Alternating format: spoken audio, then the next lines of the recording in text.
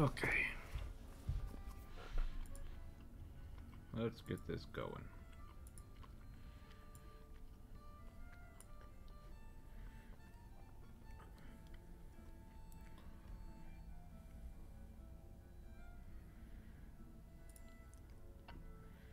Get Discord up and working.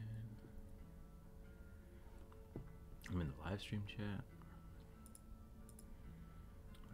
What am I missing? Oh, Twitch.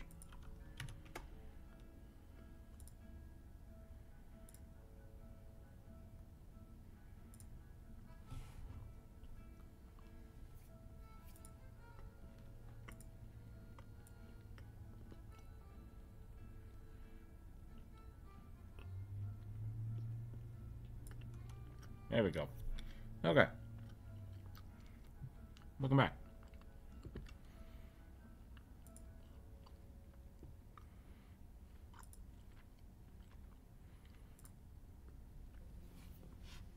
It is Wednesday. It is viewer suggestion day. We're going to suggest some viewers. That's not how this works. Get my glasses off here and we'll get started.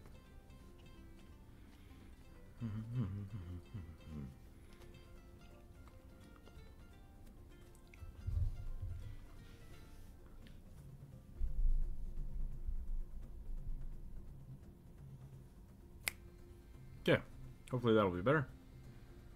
Hopefully people can hear the music and not me munching on granola bars. Okay, the kid has scattered my stuff everywhere. Here we go. There's the bed. It's super early. The kid just went down for a nap. Hopefully they will stay down for a nap for a little while, but because of this, we're starting early so that we can maybe get some stuff done.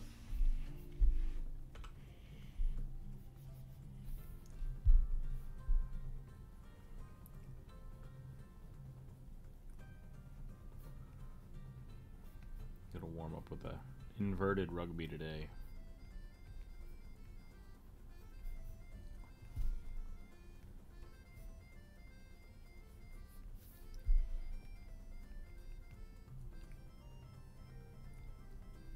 See how that goes. I'm sure nobody's awake yet. It's okay. It'll be our secret little stream.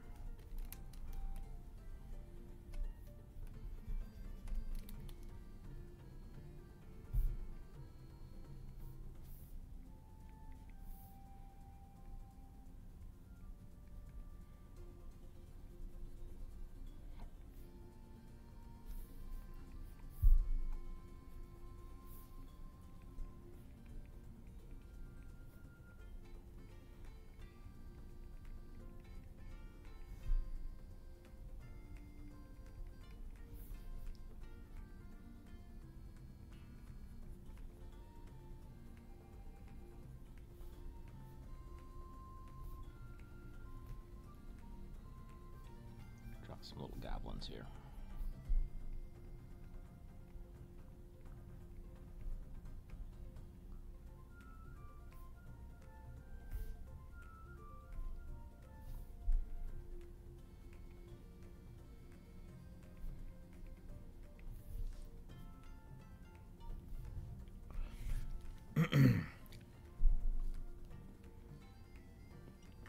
Twitch already coming in with the ads.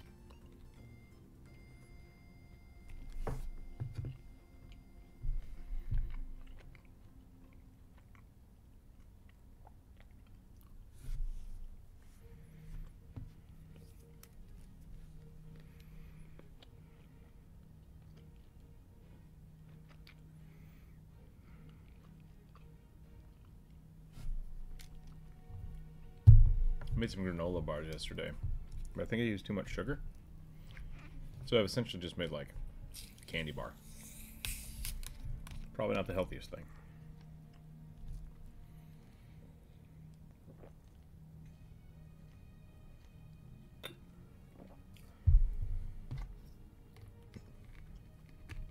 But that's the only snack I have today. Probably be alright.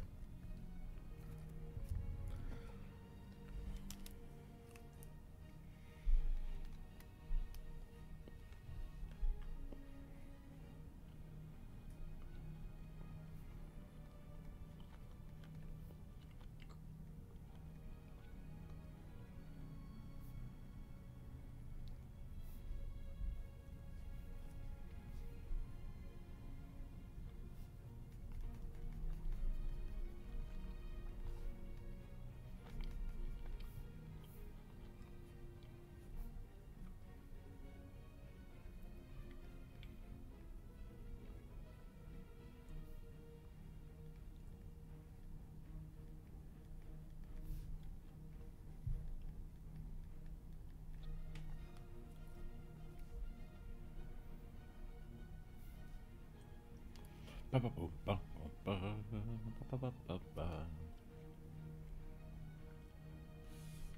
about in the art share, not in the live stream chat? That would probably be better. There we go.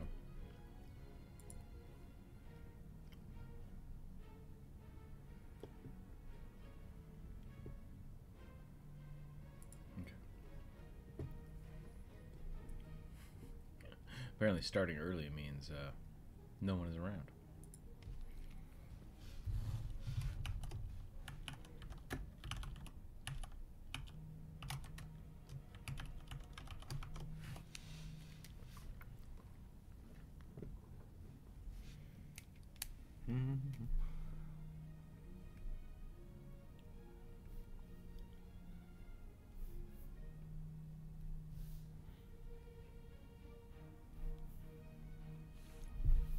I guess I can just keep drawing rugbies until people show up. I hate to start rolling dice, so whoever gets to chat first, we'll draw their suggestion. We'll make it a race. A secret race that nobody knows they're in. That could be fun.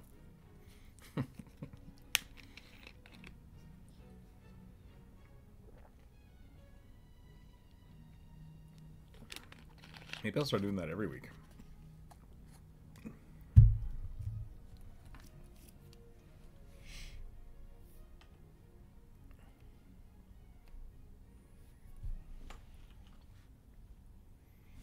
Oh, that didn't work. There we go.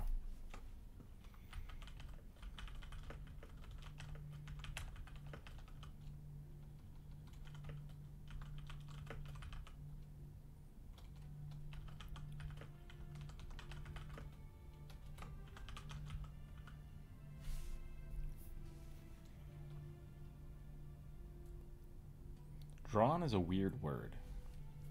Is that right? It looks wrong to me.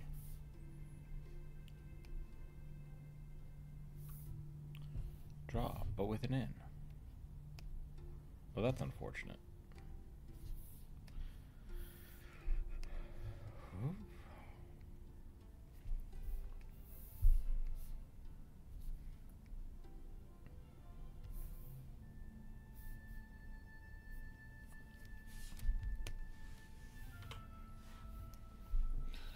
Dum da dum dum.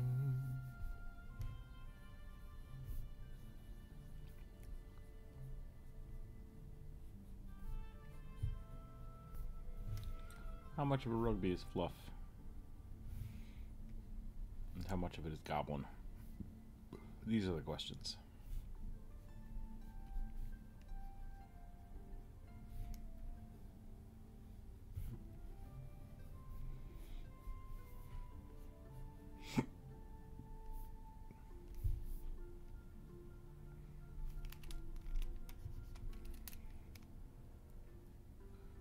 Just out of the dryer rugby. That's what we're drawing right now. Full of static. I am so opposed to polyester clothes because of static now. I didn't realize it was a thing I hated. I don't use dryer sheets because I'm super sensitive to smells. And so I don't use dryer sheets, which usually help with static. But because of this, in my life, I have just kind of not worn polyester. I only wear cotton and natural things that like don't get staticky. And as soon as I start having baby clothes to wash, oh my goodness, there is just so much static. And it is bananas. Corvus, welcome in. Hello.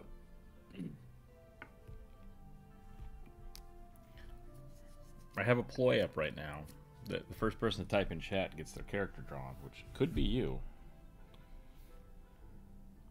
I don't want to be that person. That's fair. Just wanted to give you the opportunity. I know. You do that the first day I've put in a suggestion in months. Oh, did you put one in the chat this time? Okay. Yes. We'll let the dice gods decide then for that. We'll leave it up to Exactly. the natural audience. Yep. How are you doing? I am All right, just had finished a late breakfast Nice. of eggs and toast. I accidentally stayed up way too late last night, and then woke up too early, and then passed out with the kid. And I Dear completely Lord. lost track of time. I was gonna say you're kind of early today. It feels like. Yeah, because the kid's still asleep. It was just like, I'm just gonna start. I'm just gonna start now, because if he's asleep now, who knows when he'll go to sleep again. So Yep. Exactly. my plan today is to try to get some stuff done, stream for a little bit, let the kid be awake and crazy, go for a walk, maybe do a secret stream this afternoon. I don't know. We'll find out. Oh, I just want to get some stuff done this week. first person to comment in the chat today. Starting with I don't think this person made a suggestion, so Yep. We they could. they're very welcome to. We're saying first person in chat gets a character drawn, so if you want to throw a suggestion out there, you're welcome to, and I will draw it.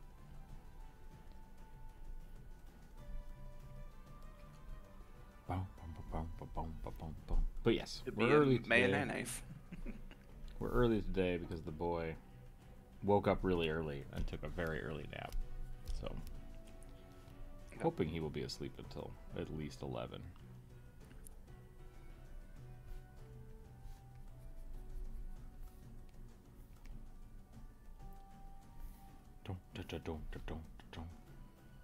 I think I'm running the Crypto Serenray campaign with my other group tonight. I saw that there was a bunch of new names in the server Saturday. Yep, I had to add them for their characters.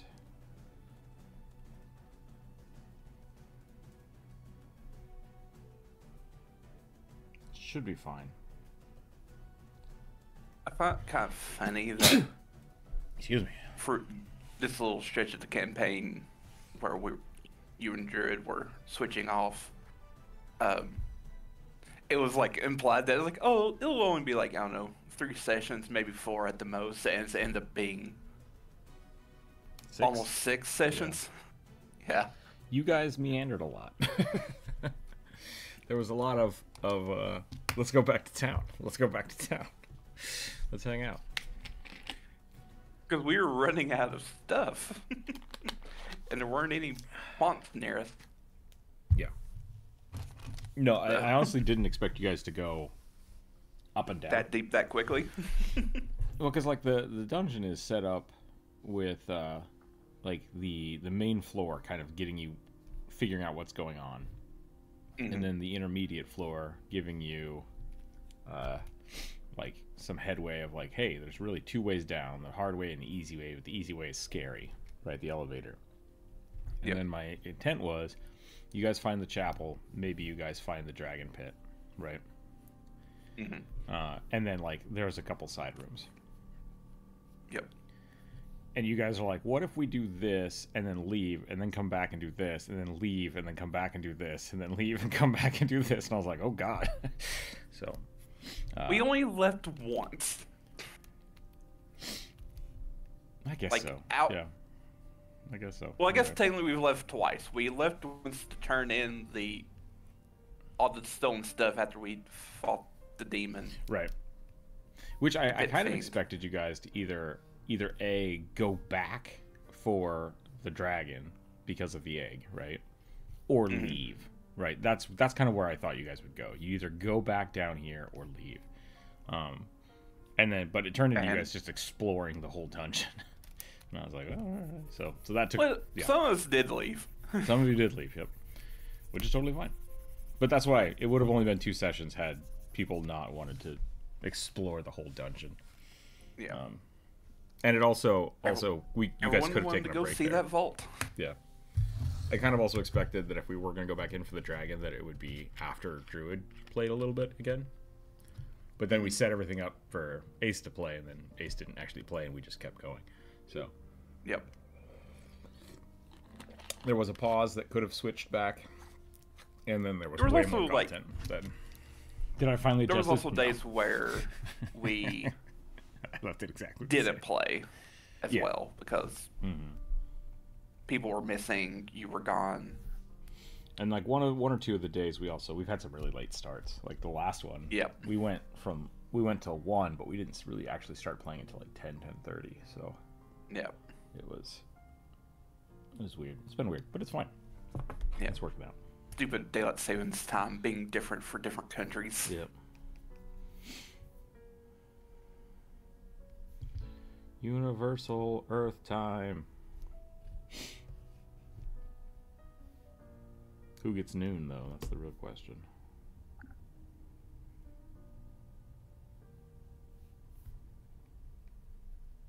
Who knows? Way above my pay grade.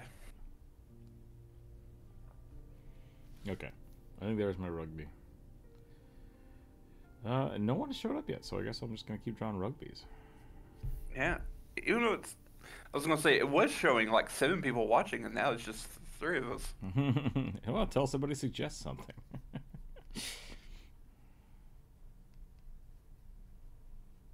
I guess I could roll the dice. Yep. The dice gods are, maybe they're mad at me. I don't know. They seem to love you, Saturday. That was bananas. That was the most 20s I've Critting ever and just- rolled. Well, to be fair, like I did crit 3 times, and then I botched like 7 times in a row. I almost had to one-shot one of my characters because I rolled 2 out of 3 ones for their attacks. I was just like, oh no. Yeah, it was. Ice surprising was fine for most of it. I was think- apparently in a safe little pocket. Yeah. Weirdly enough, in the hallway. I think part of it is like the Pathfinder system because you can crit, so like you can just crit. Yep. The range is higher, 1. But then you are rolling 3 times, up to 3 times per character. And so when you have 15 skulls, that's, what's that, like, let's just say 30 rolls per round, right? Yeah. 30 rolls per round, I one thought of them is those- statistically going to be a crit. Even though those flaming skulls are what, like level 2 creatures Yeah. or something like that, they were arguably more scary than like the swarms for me. I was like, those Yeah, are. I mean, that was the weird part because I think part of it was because 1, there were so many of them, and 2, it was just that like they only have ranged attack and melee attack. That's the only thing they have, and it's a D6 plus 2 for the. And we damage. also have someone who's like weak against fire, which I think kind of just like amped up the oh no, we need to take care of these things first. They also only had like 20 hit points, so like Yeah. there were a lot of times when people were like, okay, I'm gonna do this, and I'm like, you should just attack. You should just attack this thing and get it out of the the roll pool here. Jonas just smashing things with his hatchet. Jonas makes very high hitting characters, which is always surprising to me. How high? Yeah, heavy they hit. It's a little weird. It's not even so much like he rolls super well. It's just when he hits, it hits hard. Real hard.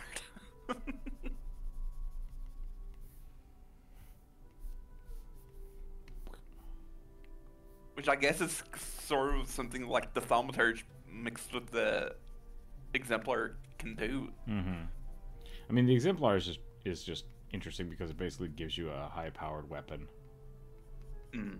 all the time, which is That you great. have to like cycle through. Well, if you're in a class, apparently a lot of people want the archetype nerfed real bad Oh, really? I mean, because what it does,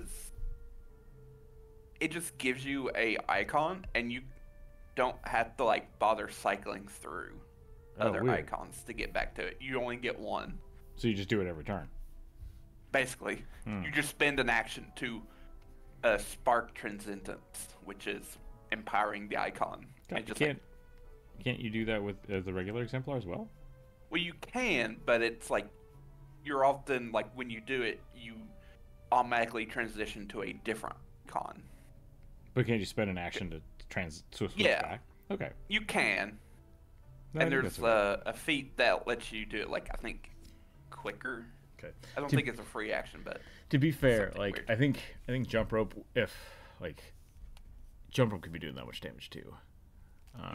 And so I don't think it's that crazy. And if he's spending 2 actions to do that, then that makes more sense of why it's so high burst.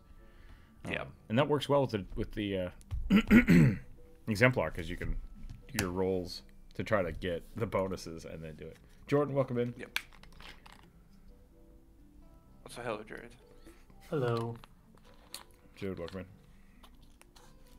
I wanted to get in on this conversation. I totally read that as coronavirus.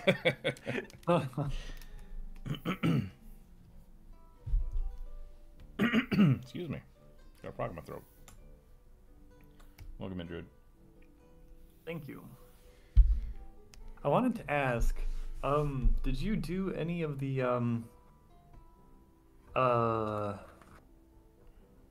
any of Pathfinder 2's what is it, XP budget calculation for that fight we had on Saturday? Yes, you guys should level after this. Because that was like a extreme difficulty fight. Okay. Yeah, I was gonna say, like, that last one we did was probably the most difficult one we had. Just I don't know how many enemies. Is Corvinus here? Yeah, Corvus is here. I can turn the thing on. I don't know if I want to spoil it, but that was the boss fight. Oh. Yeah, you guys. I thought we were gonna have to fight the dragon skull, and that was gonna be the boss fight. Everybody did, but everyone was wrong. Totally fair. So for some reason, my thought was, when we were going through that one stretch of tunnel with all the bones and everything, where they were like grabbing people, but not really grabbing people, just being annoyances. And I was saying, and you asked if I was still doing the vitality lash, and I was like, yeah.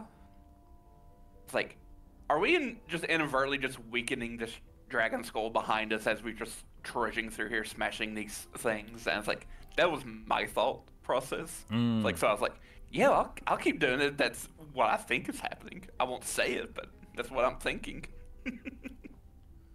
No, that was for a different. Oh, so I was rolling for something else.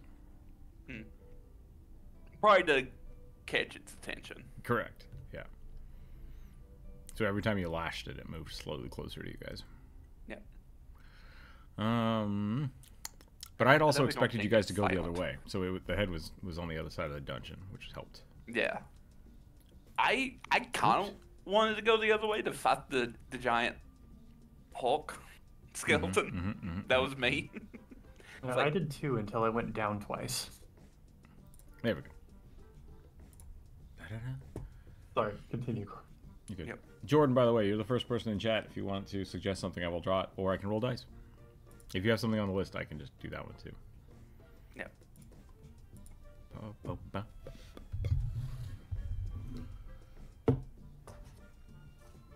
No, yeah, that was supposed to be a boss fight. That was good.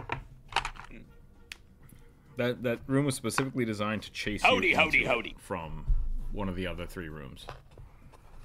It very much, even though it was technically not a corner, it felt like a corner. Yeah.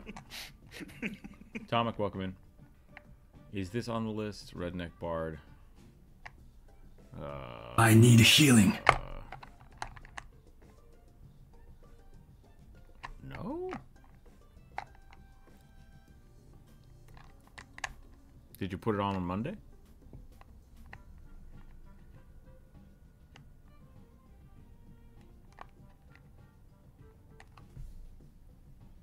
I mean, I'll draw it now. Drink your water. Thank you, Atomic. I'll be honest, I shudder to think what a double shotgun barrel necked guitar would do to the resonance. Yeah, it would probably not be great for both the shotgun and the guitar, but it's magic. It don't matter. Yeah.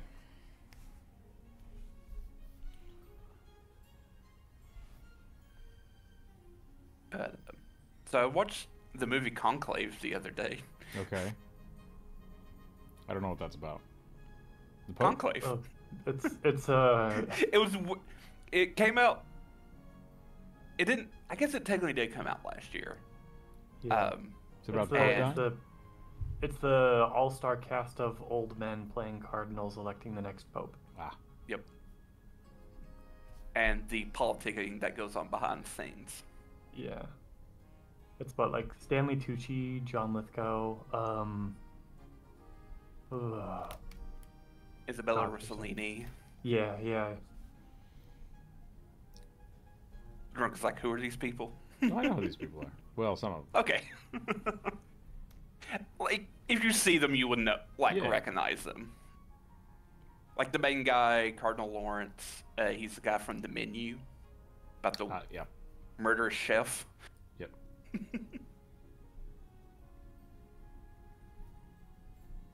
Was it good? Liked it. It had kind of it had a really twist ending, and I was like, huh. Did God I liked come it. down and say like, "Hey, quit fucking around"? No. There were so. Get your shit I guess together. You're I'll making me spoil- look bad. I'll spoil a little bit. So they don't name the Pope for obvious reasons who dies, but kind of implied that it's Francis. And there's like a lot of politicking, and there's all these there's like on the list there's like 107 cardinals, but another one shows up that was not on the list, and they were like, who are you? And they find out that he was named Archbishop of Kabul in secret, because that will be a very dangerous posting to have. I don't get. And so like he's like this, like, not black sheep, but he's like this unknown element that everyone's just like, who is this dude? Gotcha.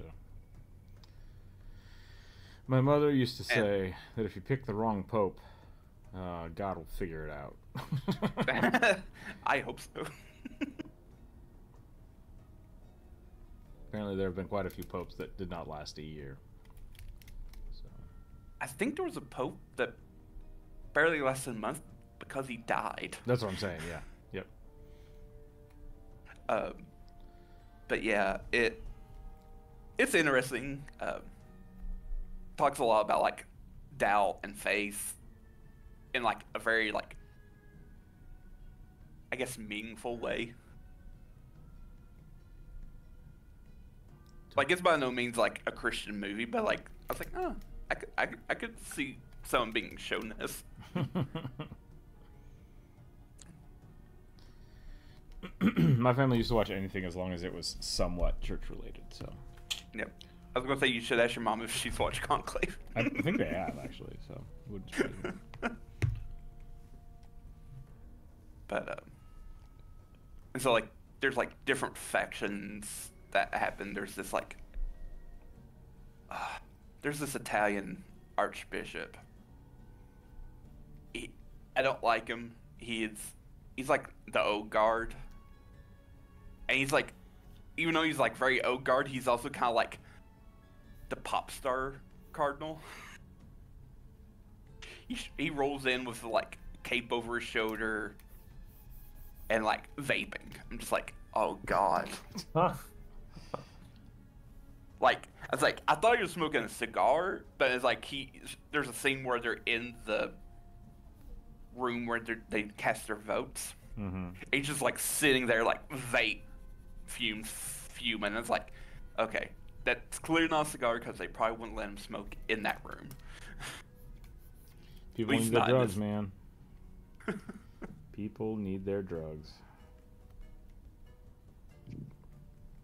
Like, he's one of the people who wants to bring it back to only Latin. He only wants Italians in charge. It's just like, no. Of course, that's what he wants if he's Italian. Did I do this wrong? Alright. I don't remember. Even like they were talking about like how they were trying to, I guess, game the system to get the least bad pope. It's like we've had popes who were part of the Nazi youth, which is a reference to a very recent pope,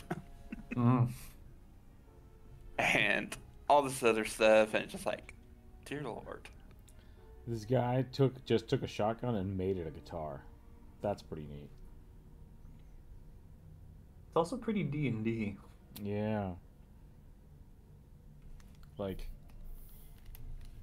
it doesn't have a body. It's just the strings are attached to the butt of the gun.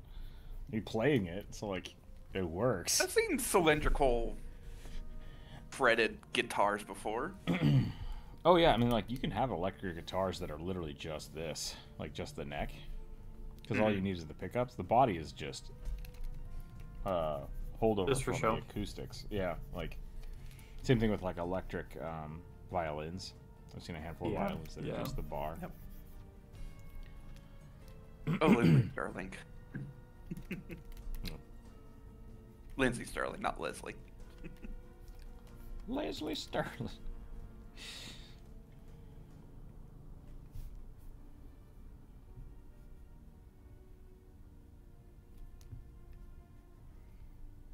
Yeah, I used to Alec listen to Blanc. like YouTube music a lot, and because of that, I started getting inundated with like Mormon ads. Oh, weird. Because she's Mormon, or Yeah. was. I don't know if she is now. I But guess yeah, I never put that together that I don't have ads, so like that's part of it. But yeah. This was like long ago before I realized what like ad blocker was, and also it was never like video ads. A lot of times it was like over on the side. okay, I just wouldn't have Sidebar put that ads. together, because I always forget that she's Mormon, like Yeah. because I don't give a shit. I mean, I didn't know either until I was getting ads about her, like for a Mormon channel or something, where like she and a bunch of other Mormons were talking about being celebrities. Hard pass. Hard pass. But yeah, there was a time where there were a lot of like YouTube channels like who were doing music, and a lot of them were like connected to the Mormon Church. Well, so part of that is a lot of my friends growing up Mormon, like they weren't allowed to listen to music or watch movies unless it was like a Disney movie or a Mormon approved movie. And so a lot of them got into music. Like they would just play their own music. They would learn how to play the guitar. Especially a lot of my friends that went on their mission, like you were allowed to bring a guitar. So like they learned how to play music. So it was a pretty common hobby for a lot of Mormon people I knew. Yeah. And then, you know, when you're not allowed to do that kind of stuff, what do? You make dumb YouTube videos. That was the other thing we did. So, Yep. yeah, I think it works out. I mean, it makes sense to me. Well, there's a thing that not a lot of people know about Mormons and Mormonism is the arts were extremely important to Brigham Young. Like, he was a theater kid. I kid you not. And so, like, I mean, Utah's a fucking red state, so we can't, despite the fact that the arts are really important to Mormons culturally, I mean, we don't get that education with school because we're a red state. So we get that education both in our homes and in church. So yeah. I guess that makes So sense too. I was actually always encouraged to pursue art and music, and Sorry, like, I was gonna say something. any creative pursuit. The two things that Salt Lake is known for is Mormons and burlesque. Yeah. Culture and counterculture. It's great. I know, like, there's weird enough because of a YouTuber I watch. He was going off to like get like a big tattoo done, and he was going to Salt Lake City. It's like apparently there's like a big tattoo scene there. Yep. Yeah. Yeah. Some really good artists. Random fact that NASA is putting out at the pre-dawn sky, April 25th. Venus, Saturn, and the Moon will form a smiley face in the sky. Cool. Majora's Mask, here we come.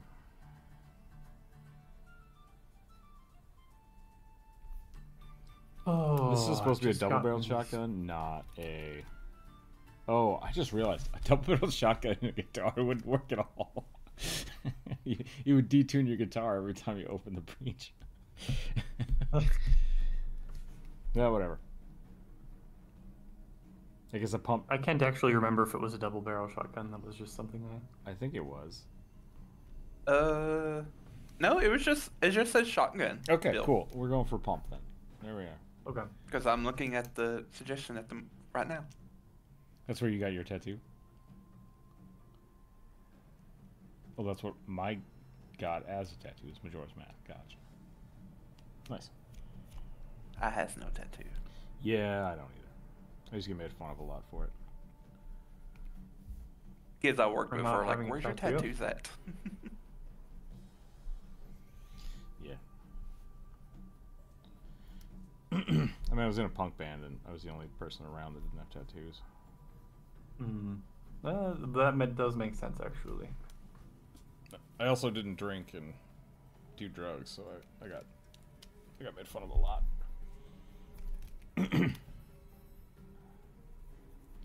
Which I didn't care. Like, that's the whole point. Peer pressure. Resist. If the government can't tell me what to do, you think I'm going to listen to you guys?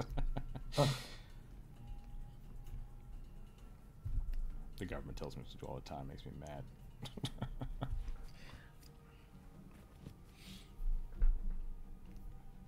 What am I missing? What am I missing for this character?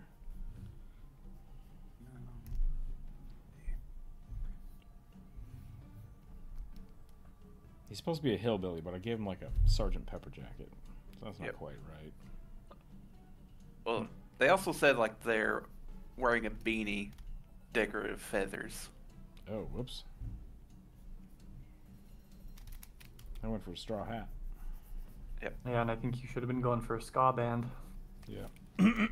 Well, he said redneck, and so I just immediately thought of a banjo. You know, beanies are kind of like the new.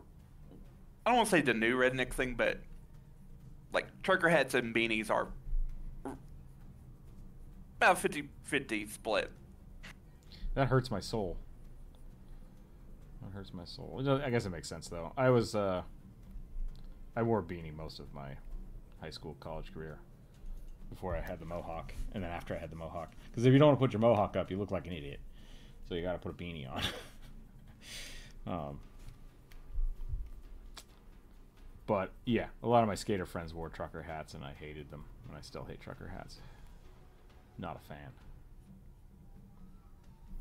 Completely for aesthetics. I think they look stupid. That's it. No other reason than that. Mr. Fist is welcome in.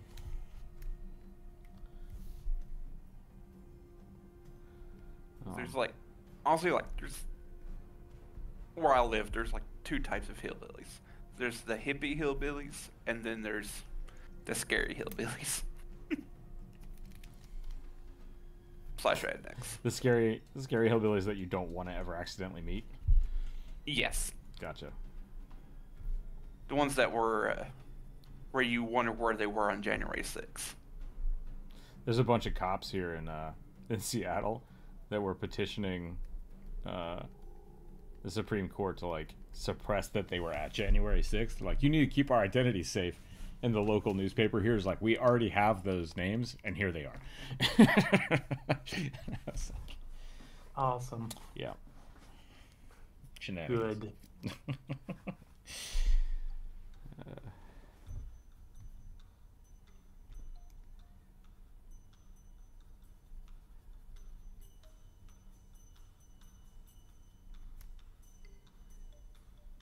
Maybe if you don't want to be associated with an insurrection, you don't attend one. Yeah, don't attend one, exactly. I feel like that's something you got to go all in on, you know? It's just like... Yeah. It's just like...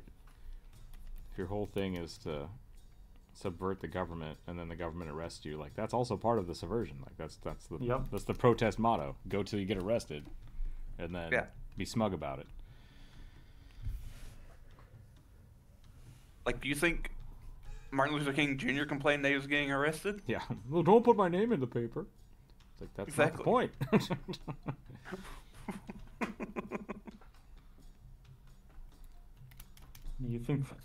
You think these people want to be like a black man, no matter how badass he was?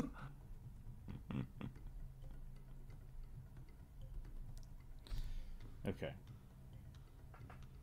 How can I hillbilly this guy more?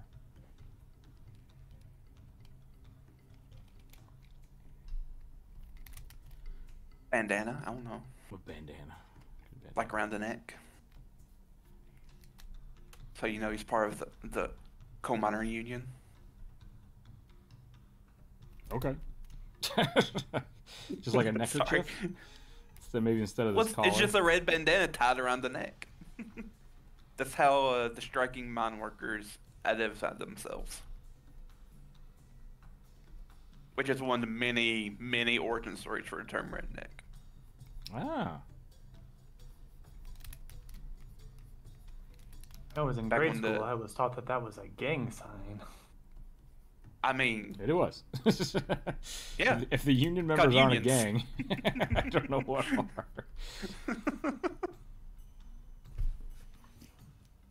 We're going to band together and yell at our boss. Yep. It's a gang. And then declare... and I guess they called them gangbusters, didn't they? The people that broke the... Union busters. And then say coal miners called in the National Guard on them, and they had a little war for like 3 days. Stand up for what you believe in, yeah.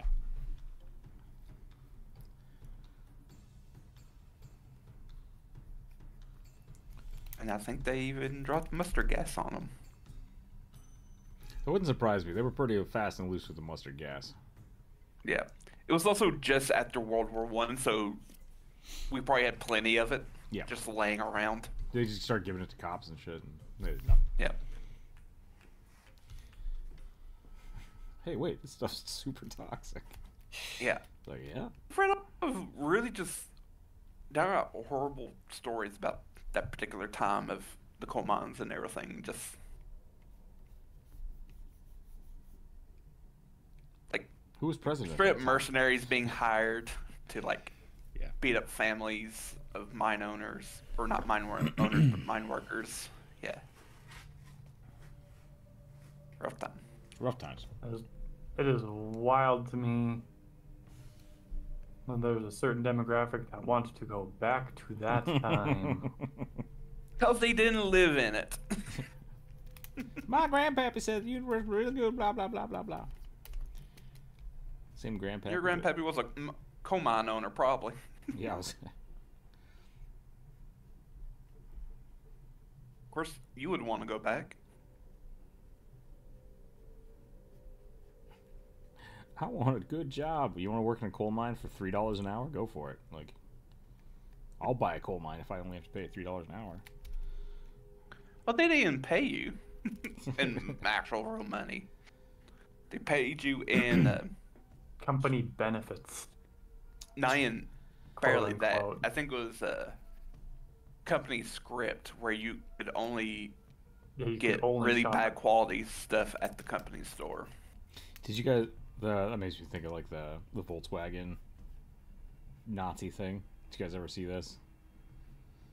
I've seen many Volkswagen Nazi things. You'll have to be more specific. Yeah. They basically like so long as you worked for the company, they would give you like part of a car, like they would pay off part of your car, and then if you got fired and or missed one of the really small payments that you had to pay, they would just take your car back. And so it was like people were basically trapped in their status. Like if you lost your job, you didn't just like move, because everything you owned was technically still owned by the company. So it's just like, cool, your whole family, get the fuck out. And it's just like, that's ridiculous and terrifying. Ford did something very similar, Henry Ford, where he would Not surprising. You kind of have all his workers kind of live in this one area.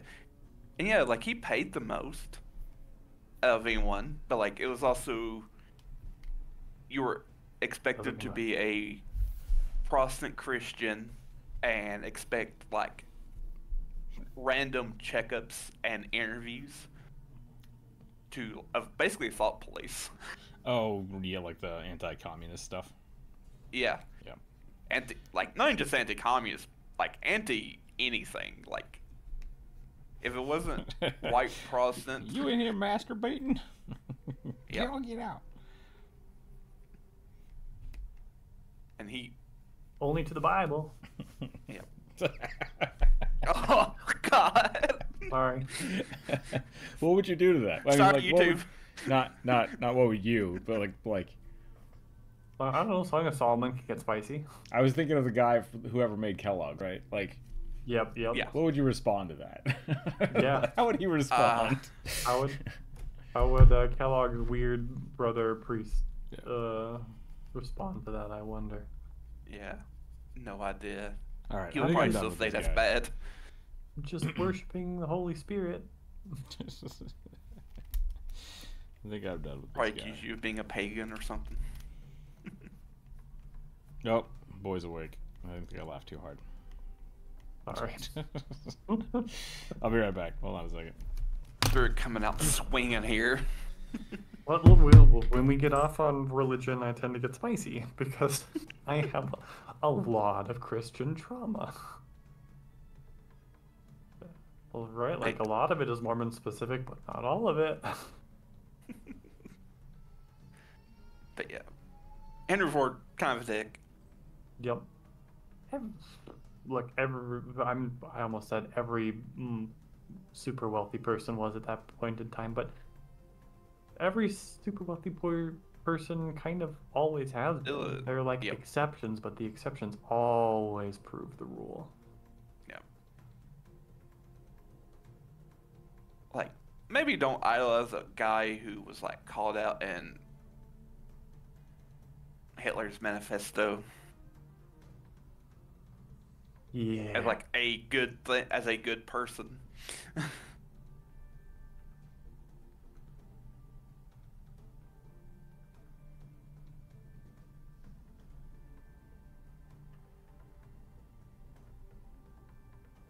Anyway, let's shift topics.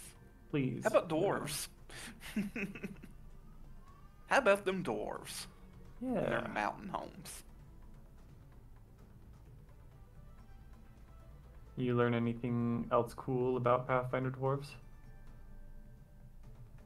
Well, I got my hands on the dwarf book that they did for 2E called High Helm, which is essentially the New York City of dwarves. It's just massive hollowed out mountains stacked all the way down to like the upper level of the Darklands. Of basically cities. Cool. And apparently they have a bit of a flexible caste system broken into 3 sections. You have like the gold hilts, steel hilts, and iron hilts, and you technically can like your clan can rise in prominence.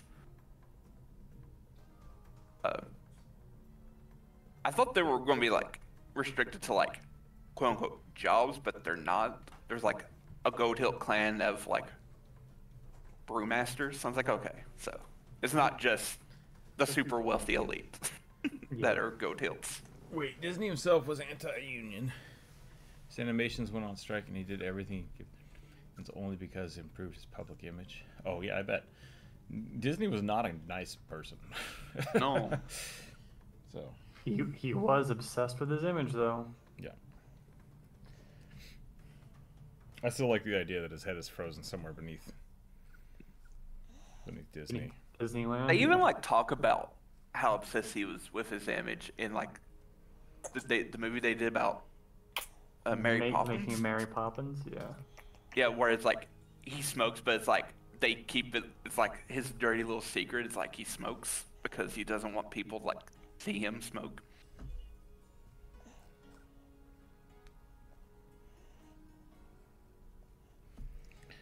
But anyway, back to the stuff I learned about dwarves. There's a clan called the Clan Runebinder. They're like clan of. They're the magic clan in High Helm. Mm-hmm. And apparently, they like when they cast their spells, they do like dwarven throat singing, and use massive horns to amplify it. I'm just like, Nice. that's cool. Okay, get down and go. Oh, good. Oh, sweet Jeebus.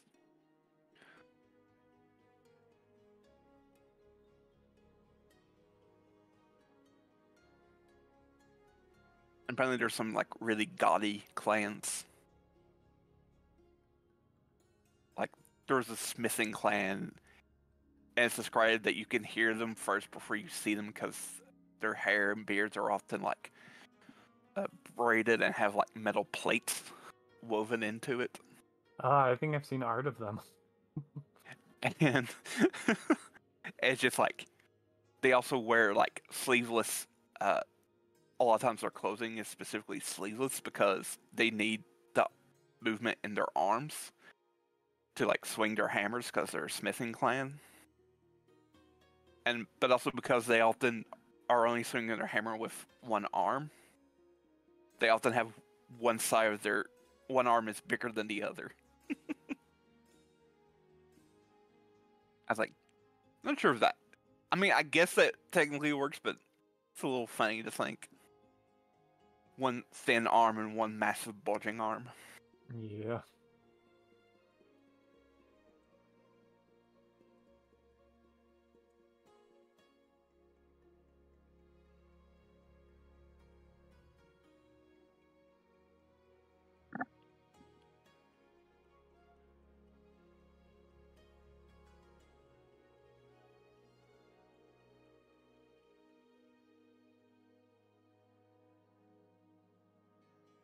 This is like, I guess concept art that one guy did for them back when before they released the book for the Magic Clan.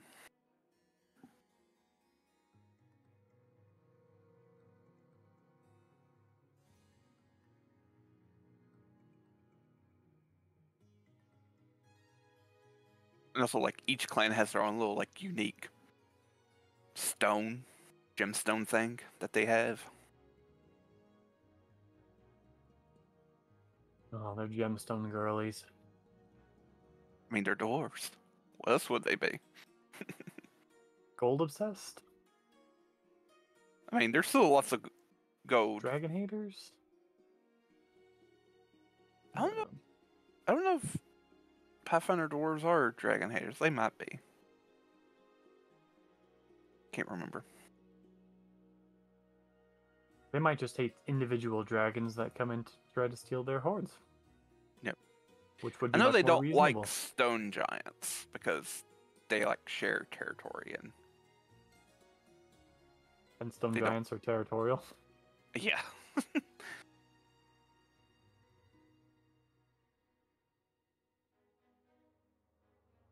Also, another thing I found out in High Helm, they're building this massive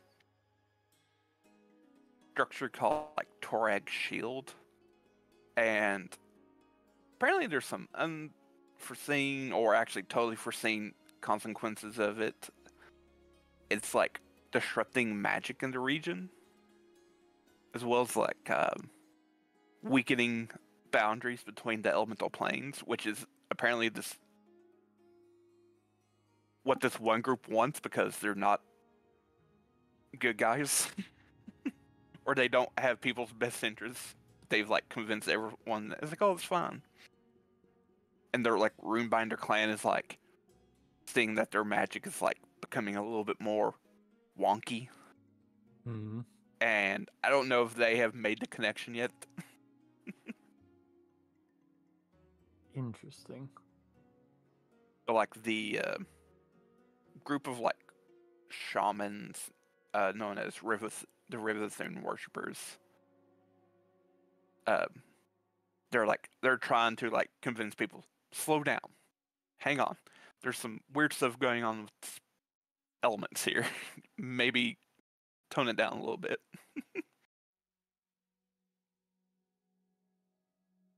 Because I don't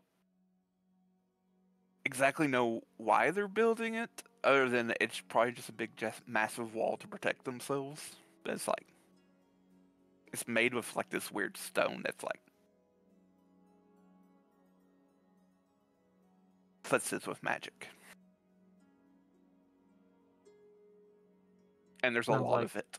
Yeah, sounds like excellent setup for Campaign.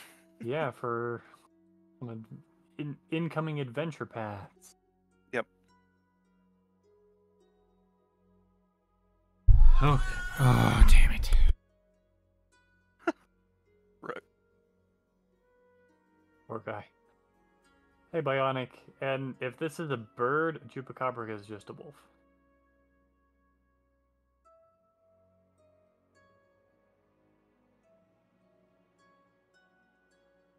Unless you're talking about Rook's bird.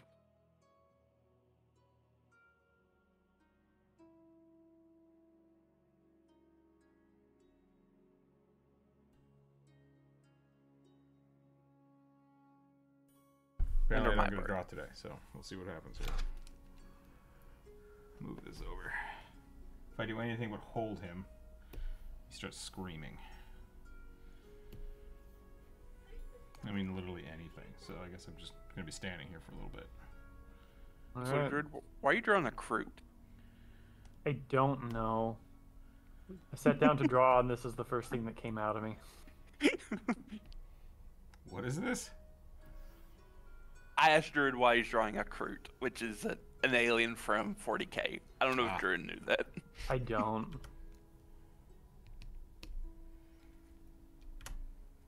Are you calm? You calm now? No. You want some snacks?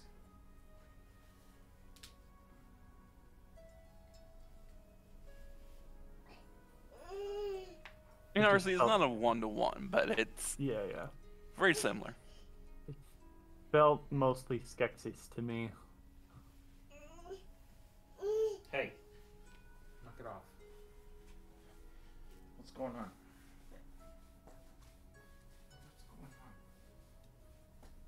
Oh yeah, they're similar. It was mainly kind of like the overall just head shape and the weird feather things. Spike quills.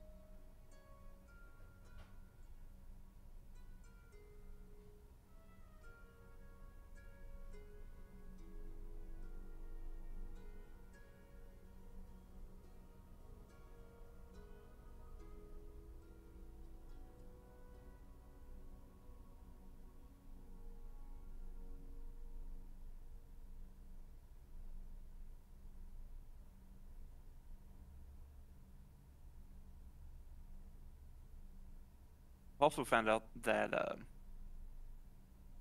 in Starfinder, they basically made the thing an ancestry.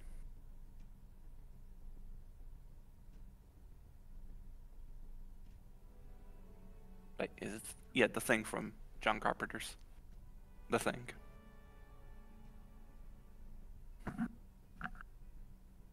I'd say, like, it looks like a starfish that can shapeshift into any small, medium, and large creature that they have seen and know. Is it sentient? I believe so, since you can play as one. Yeah, fair assumption.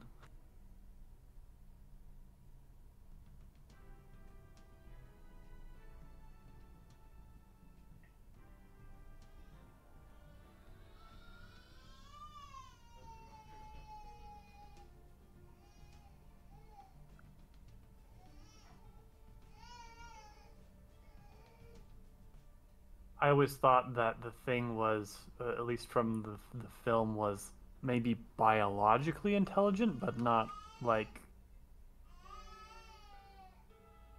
clearly not emotionally intelligent.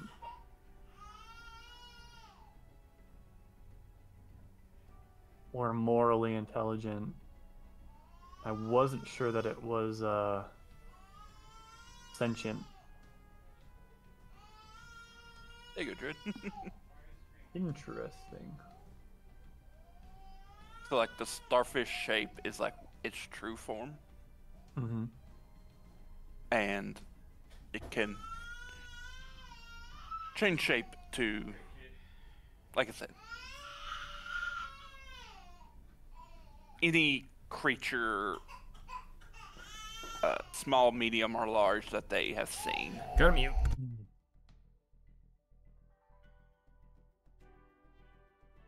It really is just a if Starro were a changeling.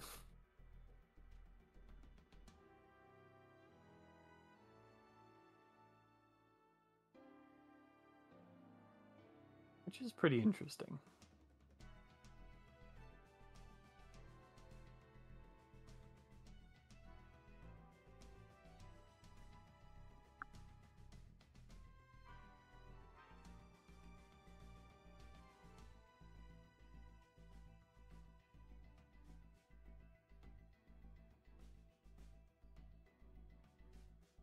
His screaming has been satiated by finding a shoe.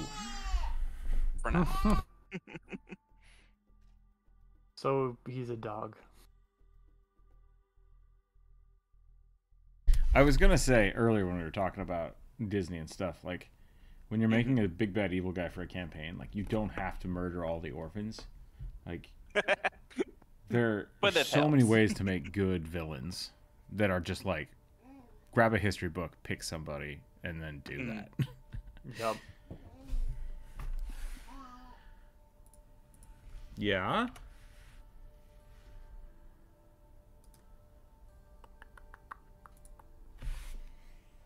You seem much happier Also, now. apparently there's in the Starfinder book that's coming out in like 2 weeks, 3 weeks. Yeah, 3 weeks. There's like 2 ancestries that are large. And I think one of them is the weird space fairy. Okay. Not the bug? No. Because there's, let's see. There's like 6 of them in it. And I think the other one is the dragonkin. Not what I expected, but okay.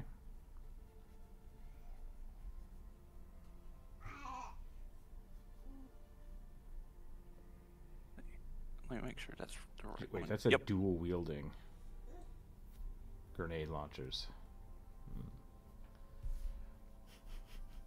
How do you reload them? With your third and fourth hand. There's 2 kinds of grenade launchers. There's a 203 launcher, which can be strapped to the bottom of a gun. Or as YouTube calls it, a pew-pew. That is literally it's this, and then a slide tube. So the tube slides forward. You put a new charge in it, a new grenade in it, and then let it rip. Right? It's just a tube. It's just a tube launcher. You might have heard the tube launcher before. The other kind is has a drum on it, or a cylinder, so it can hold, I think, 4 or 5. And you reload it by moving this charging handle forward and backwards, and that cycles it and puts a new one in the thing. Yeah, almost like a revolver. Pretty much like a revolver. Yeah, exactly. Is that the thing that Burt Gummer uses in the 3rd movie? I know Probably. that's a wild reference. Yeah. In the very beginning, he like shoots something and it explodes in the air. Yeah, I mean, these both 203 and grenade launcher things like this. Like, this is what you see a lot of SWAT people using. Usually have tear gas in them, like tear gas or a flare, something to that effect. but they can have high explosive rounds, which is what most video games use them for, right? Like a Resident Evil or trying to think of other games that have used those. Probably Call of Duty. Call of Duty, yeah. Used to call it the noob tube. Because you just run around the grenade launcher, just like boom, boom. And so yeah, both of those require two hands. Is what I was getting at. Like to do this, you need two hands, one to hold and one to cycle. It would be very hard to cycle one of these with one hand. And then the tube, like you'd have to do a lot of finagling to try to hold this pipe essentially and open it up and take that out. So a recoilless rifle. Essentially, yeah. That I think that is the old term for like quote unquote bazookas and rocket launchers or grenade launchers was a recoilless rifle because it had an open back. All the propulsion exits the back of the tube when you have one of those. Yep. Because you're essentially firing a rocket projectile. Versus with a grenade launcher, it is more of like a gun than that. Because it is just, there's an explosion that fires a canister. So like it's basically a big shotgun shell that explodes. And then these things, the things that explode, usually have a internal timer in them. So they go a certain distance before like the smoke grenade goes off or before they will explode. A lot of the explosive ones as well, like if you're too close to a door, it's not like a movie where it'll just blow the door up. It'll punch through the door first because it's not armed. Hi, kid. Well, so today I learned a grenade launcher is the equivalent of dragon shot. Nope, Bird that's shot, different too. buckshot, dragon shot. You talking about dragons, Brett? No, I'm talking about the size of the slug. Oh. For a shotgun. Bird shot, buckshot. You upgrade Dragon to shot. it. So, dragon shotgun shells are something different. Oh, really? Yeah, they are a high phosphorus content shell that when you fire it actually bursts into flames. Oh. I'm pretty sure they're also illegal for civilians. They I are could be wrong. illegal in most places like California that have like any kind of gun law, but usually they're illegal because they have a higher probability of like catching things on fire. Yeah. So, and if they're not illegal, they're usually like you can't bring them to a range because like, hey, don't light our range on fire. What are you doing? Knock that shit off. But you can order them online. Like they're not illegal to own. They're just dangerous. Restrictive. Yeah. And where and when you can use them, probably. And I mean, like they're not really like. There are very few situations in which that would be better than a regular shotgun shell. Yep. They're impractical. No, put it that way. They're impractical. But they look maybe super in a zombie cool. apocalypse. Yeah. If the thing you're shooting with a shotgun shell needs to be on fire because the shotgun is not enough, go for it. So the spore alien or the spore zombies from The Last of Us, perfect for those. Dragon's Breath, super good for those. No, John I think Wick uses Drew them was in one of basically the movies, thinking but of they've been around for decades. essentially elephant shot for dragons. Trying to think of what would be, kind of. What would you use for I mean, basically for dragons, you just use a large bore, or not a large bore, but a large. Most shotguns fire 2 3/4, I think, 2 1/4. You want like a 3.5 inch slug, which would be like an elephant gun with a slug. Yep. Maybe you need an armor piercing slug for a dragon. I'm not sure. Depends on probably how old they are and how thick their scales are. Yeah. Kid? Which Are we is gonna have this basically you're fight just every using single like day? an old school arquebus at this point. Because Yeah, they guess were so. really high caliber. Oh my god.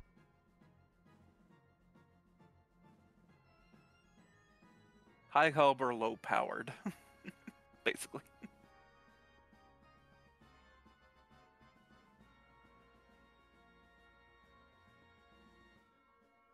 Somebody is typing and recording in progress, and I can't read it, so I don't know. They're gone now. Oh, okay. Sorry about that, whoever that was. I was gonna say, please shift to the live stream chat, but they're gone now.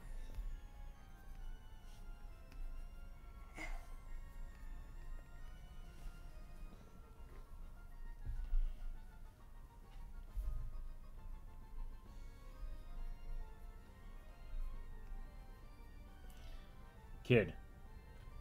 Hey, knock it off. I don't get to use that keyboard anymore, so that's cool.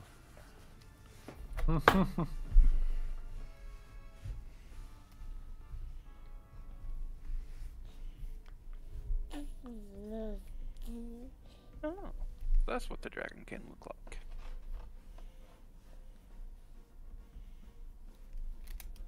You might just want to stick with the like old-fashioned bazooka recoilless rifle kind of thing for a dragon. Just... break out the ballistas. Yeah, but which would be better, ballista or a rocket launcher? Like, RPG would probably be pretty good. Yeah. Unless you're going up against like a dragon that breathes fire, then probably not. I mean, most of that's bludgeoning damage. Like, if we were talking about modern firearms, honestly, like, what you need is actually modern anti-aircraft guns. Like flak guns. That would shred the wings, sure. Yeah, and ground them, and then you stick a tank on them and they're toast. Stick a tank. Did you guys ever see the episode of Buffy where they reconstitute the demon? And he's like, I can't be killed by mortal men. And then Buffy's like, that was, 4,000 years ago. We've had some upgrades. And she shoots him with an RPG and it blows him up. I do remember that one. I don't remember any of the context, but I do remember that. Yeah, it's some kind of immortal demon that was like, they chopped up his body. So like, they found his arms and his legs and his head, and then the vampires put them back together, and he's like, mah, mah, mah, mah, mah, mah, and they just blow him into bits with a rocket launcher. Like that's kind of what I feel like. Yeah. Because like even if you're immune to fire, like RPGs don't do fire damage. Nope. No, but in like D&D or Pathfinder, it'll be doing fire and bludgeoning damage is what would happen. Sure.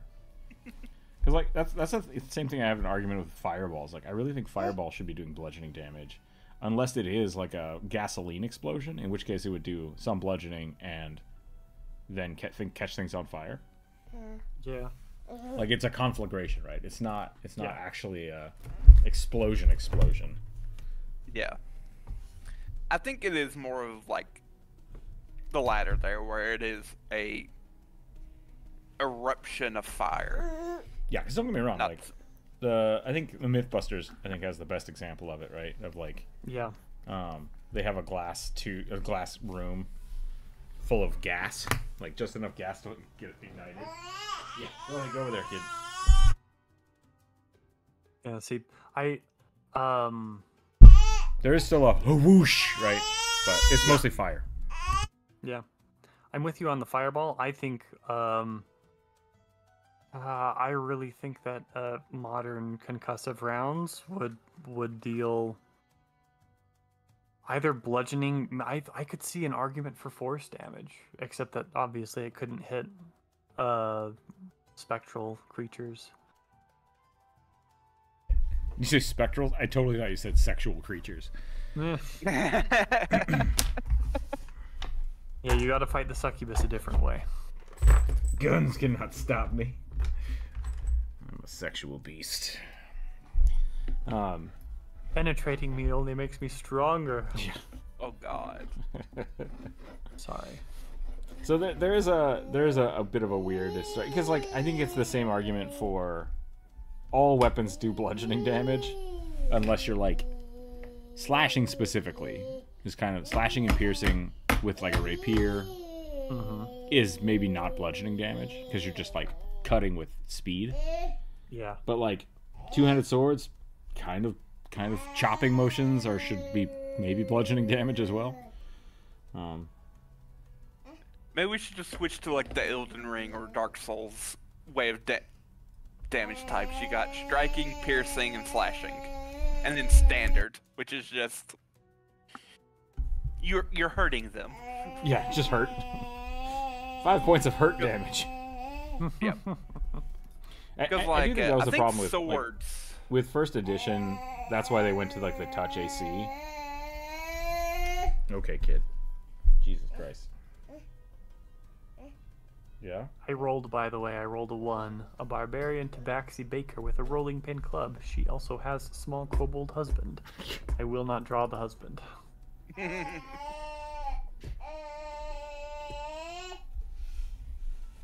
Yeah. Pathfinder tried to fix that with their touch AC, right? Because they were trying to be like, bullets are inherently different than hitting someone with a club. Like they're just different. So they had to build a different system for it. And I think at the end of the day, that was less fun than just like, yeah, it's just damage. It's fine. Like, stop worrying about it. Because like even comparatively to like arrows technically do more.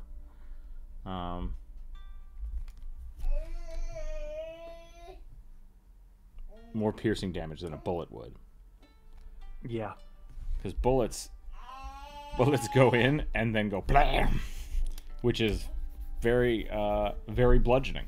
So who knows? But they are all still penetrating because of the amount of power that's just getting thrown through it. So yeah, it's hard. It's hard to try to quantify that for a board game, you know. Yep. Yeah. And it's not really necessary, I don't think, at the end of the day.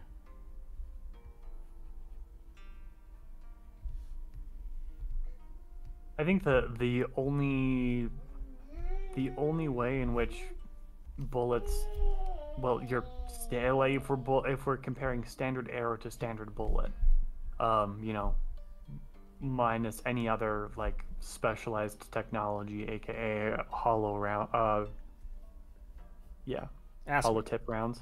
I love me some guns.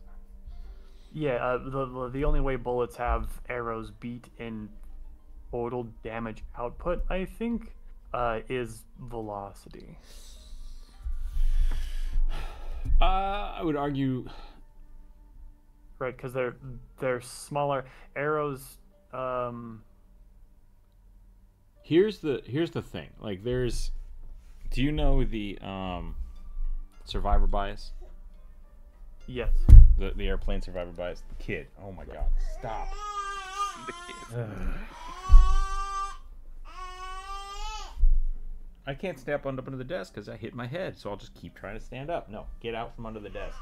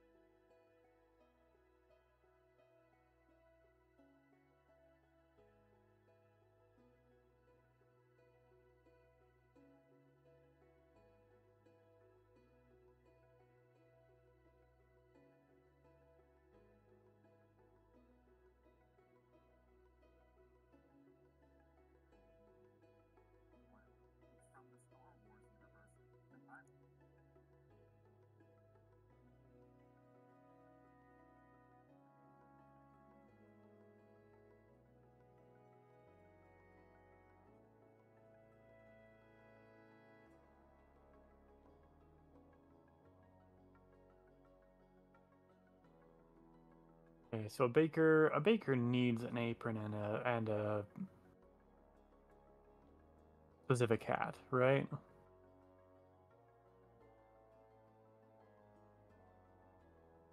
I think I am all alone all of a sudden. No, you're not. Okay. Here you go. Sorry, I have screaming baby. Yeah, I figured you. I hadn't heard Corvus leave though. I'm Carvis now. Good to know. You're Carvus now. I'm having a stroke. Not really. No toast. Also, note to people, that's not a thing.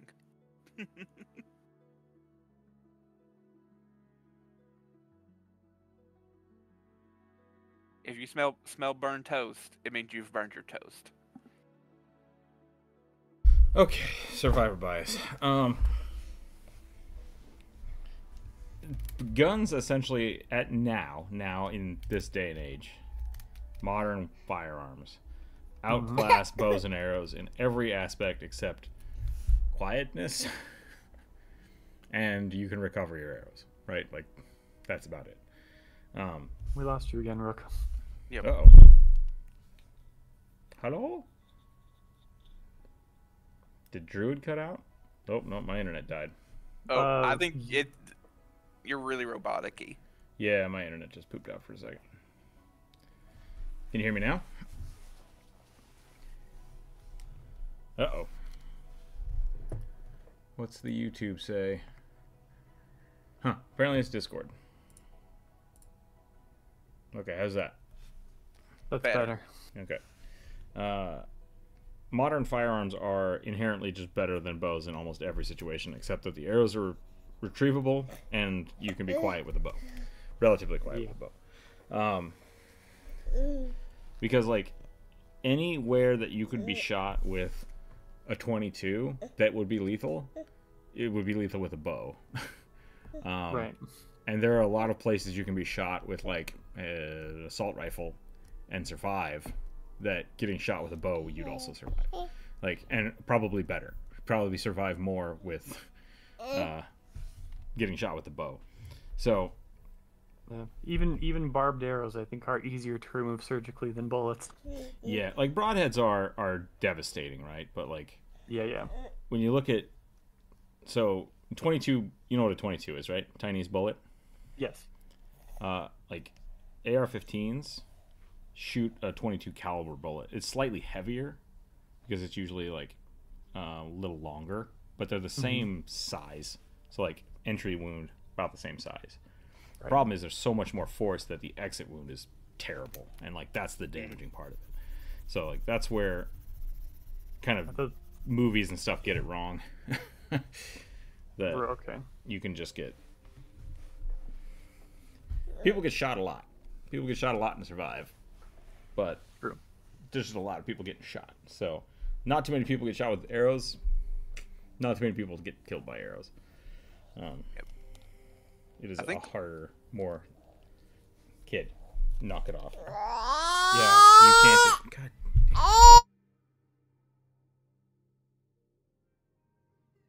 Giles. The child does not take criticism well, apparently.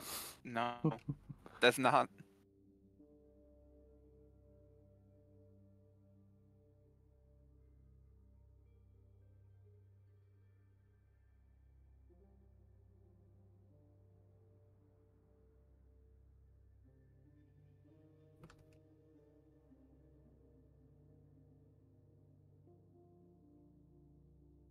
Thanks, 1-1. Sorry, it's been I keep muting myself.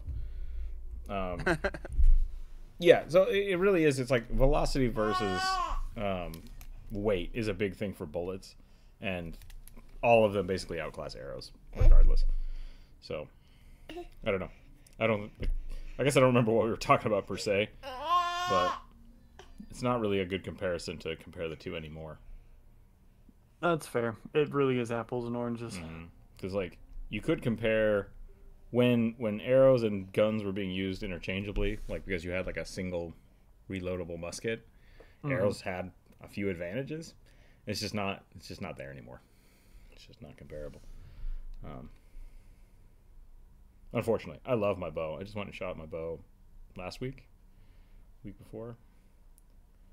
But yeah, I'd still have one in Zombie Apocalypse for sure, Yeah. but it's going to be a lot less useful. getting a headshot with a bow is not a for sure thing. Yeah, they are way less consistent. I think I might, like, in Zombie Apocalypse, I might hunting crossbow. Yep. Quiet, retrievable, good stuff. Crossbow would probably be better, but not as cool as a recurve or longbow. You can also make a longbow pretty easily. It's true. Comparatively to a gun. I know several. Yeah, I know several pawn shops in a Zombie Apocalypse that I could raid for a hunting crossbow, like a fiberglass one. So I think that would be like my starter weapon, and then I'd be like, okay, time to start like teaching myself how to make the best bow I can possibly make, and training with it. That is kind of the fun thing about like archery has. I don't know if I want to say it evolved several times, but like many different. It for sure did. Like many cultures had many different ways of approaching it, right? Yeah, and even like American bows and like Native American bows and European and Mongolian bows are all made differently because of the materials. Yeah. But like it's a sound scientific thing that someone could relearn if they needed to, which is awesome. Yeah. I love that Mongolian bows were basically the only ones that are like, you know what's scary? Ranged on light cavalry. Sure.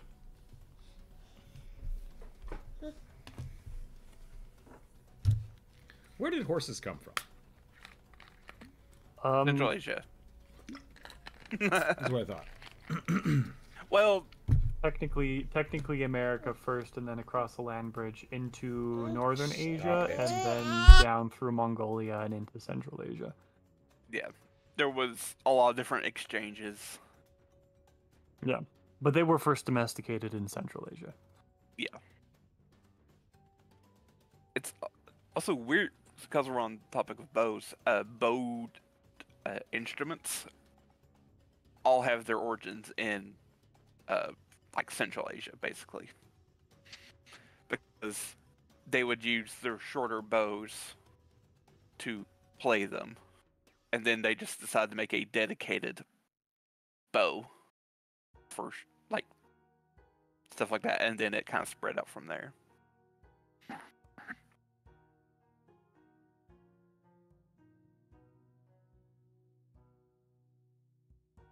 Did anyone hear me? Yeah. Okay. Sorry, typing. Yep, that's fine.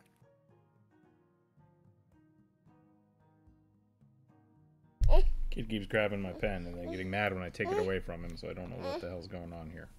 I'm gonna see if he wants more food. I'll be back. Alright. But yeah, certain instruments are generally like the various types of bagpipes often have their origins in also Central Asia because they were often really? That I did not expect. It's because a lot of times they would have sheep or goats, and so they would have, I don't want to say excess, but they would have occasionally have a surplus of things like sheep stomachs. Or not sheep stomachs, but hides and everything, and they would then turn those into, at first probably like skins for water, and then it wasn't super far along that they realized they could turn them into instruments using double reeds.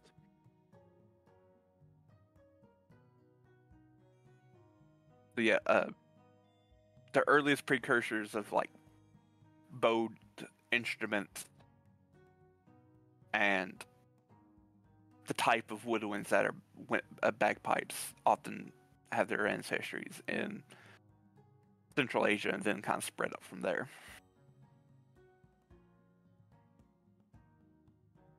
Because everyone thinks it's just Scotland having bagpipes, but There's a lot more in Central Asia. Yeah, Scotland's just the most passionate about their bagpipes.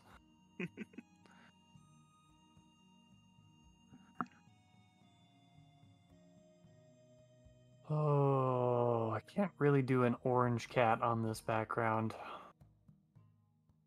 The background already orange. Background already very orange.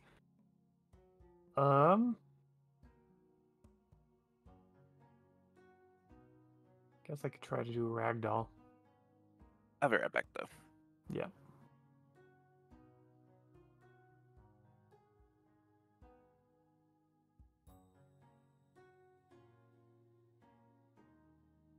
No, ragdolls have way too much hair. I could not have a ragdoll as my baker.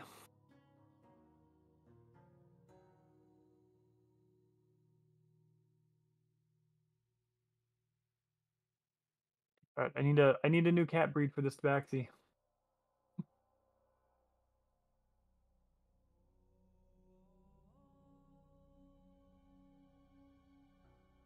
Sphinxes could work, thanks Fizz. Apparently my internet is dying. Let's see what happens. That's ominous.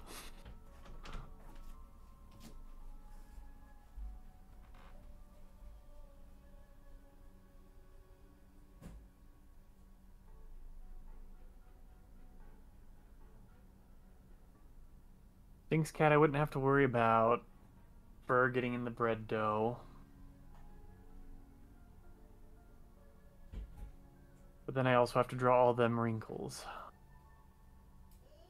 Yeah.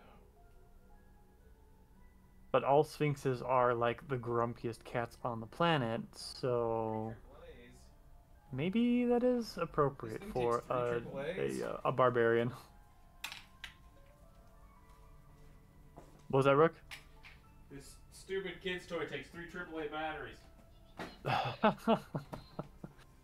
Ugh. I hate batteries. I'm glad we don't have to deal with disposable batteries as much anymore.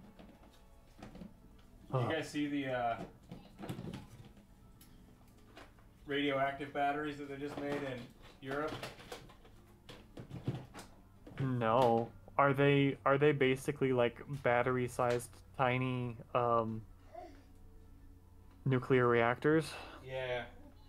Okay, I may have seen something about them, but I didn't look closely. They said they're supposed to last like 900 years or something, but like that's an impossible claim. Yeah, and the power output is not going to be consistent over all those 900 years. Right. And then like 900 years if you're using it for what? Like to power an LED for 900 years? Is that what you're talking about? Yeah. Like, that's cool, I guess. I mean, I don't want to say it's not cool. And also, don't you have to put it in something that needs to be powered constantly? There you go, kid. Oh wow, those batteries must have been dead for a long time. Does the toy now work significantly better? I didn't realize that it had like a rainbow light. Oh. I thought it was just like kind of glowed dim.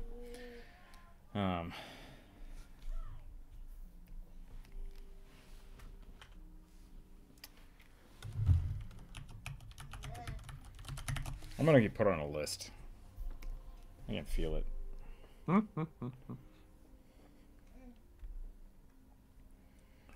Ka-doom. There is something. I want a grenade launcher just to like shoot flares. I don't need high explosives because it's just fun. They're just fun. The sound they make is great and it's super silly. Do, do, do, do. So you just need to make yourself Jamie Heinemann's little pop gun. You remember that? Oh yeah, yeah. Basically a giant CO2 gun. Just launching pop cans at people.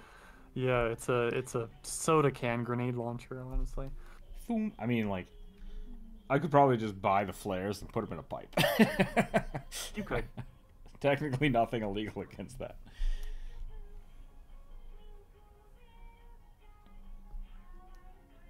But will it make the same sound? It might. Probably gets close.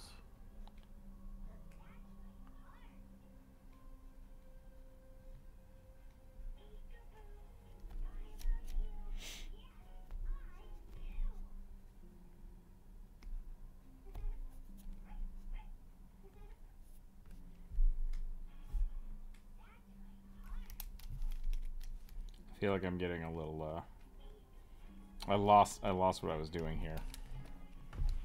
Yep. Okay, I'm back. Welcome back. The dog just came back from the vet. I was checking in on it. What happened to it? We shaved him the other day and apparently got really bad, like, razor burn rash. Yeah.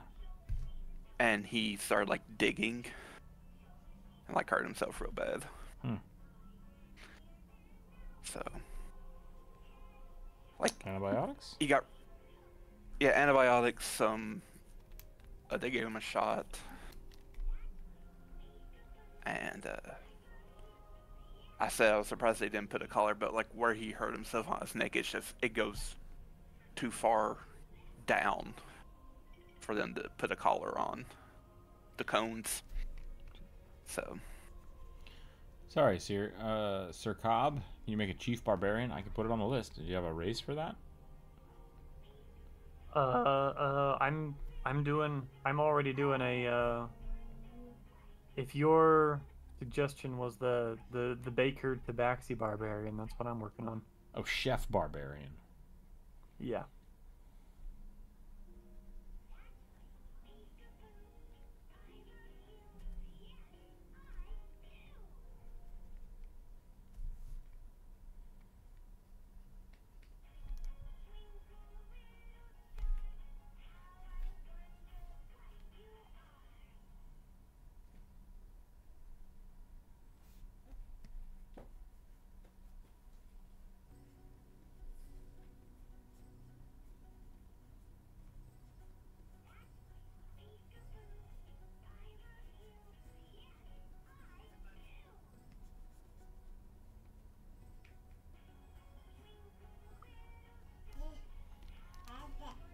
Ada? Yeah, what's up? Did you figure it out? Good job, kid. I kicked it. Things cats have such high cheekbones.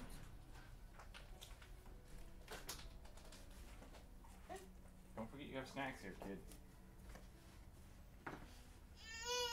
You stuck? What happened? Is there too much crap all over the floor? There's too much laundry, I can't get through.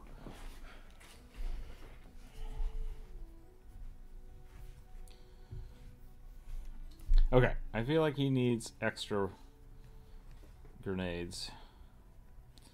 I mean, the double-barreled shotguns, dual double-barreled shotguns on a kobold sounds really fun to me, but like, double grenade launcher on a kobold sounds really fun too. Just slamming high explosive rounds. Super funny.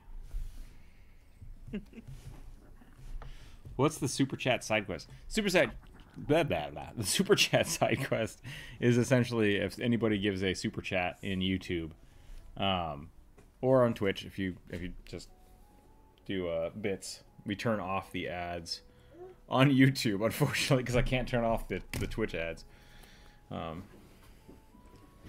Yeah, so that's more for the YouTube people, because with Twitch, I guess if you subscribe, you don't get the ads anyways. So that's kind of the same thing.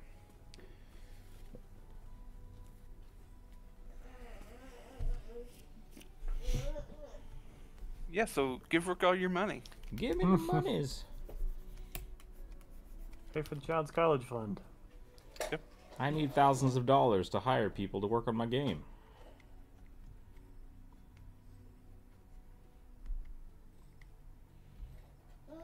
Please to give. Please to give thousands of dollars. And or just donate a game studio. Yeah.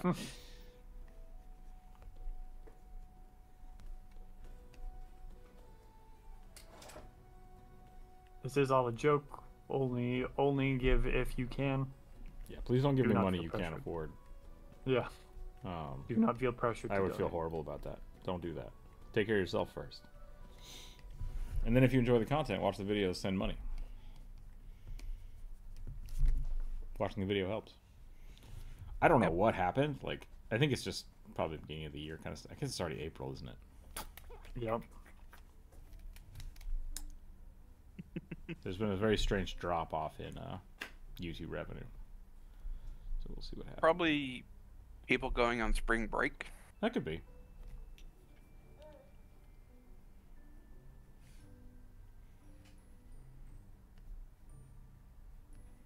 I did make a all day or whatever, so yeah.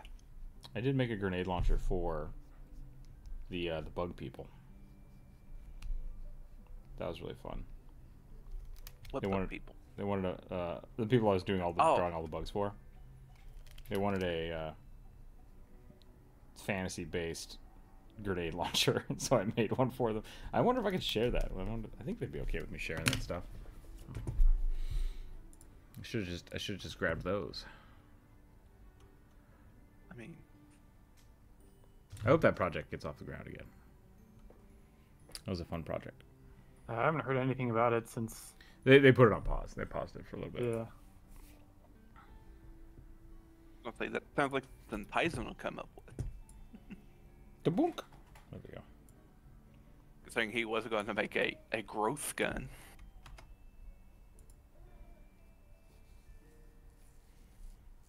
I totally would have if he had asked made let you make a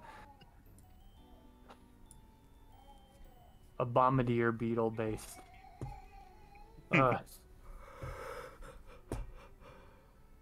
grenade launcher, and then probably neither of us would have ever actually figured it out or tried to implement it.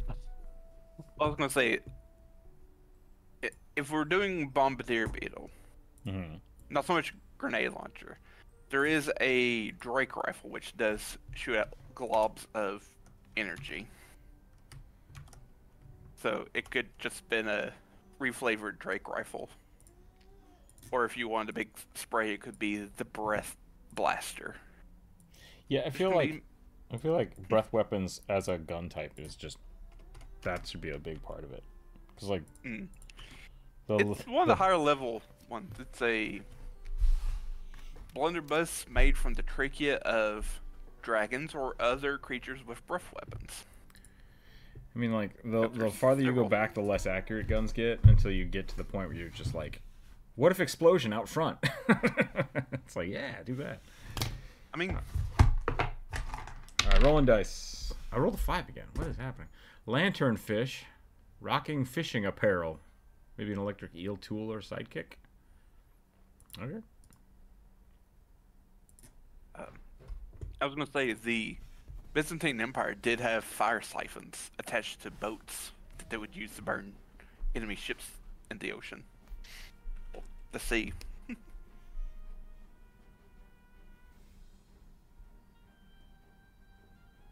There's even like mock-up designs to make it like handheld versions, but they never got that far. A lanternfish is just an anglerfish, right? I believe so. Yeah, I think it's a type.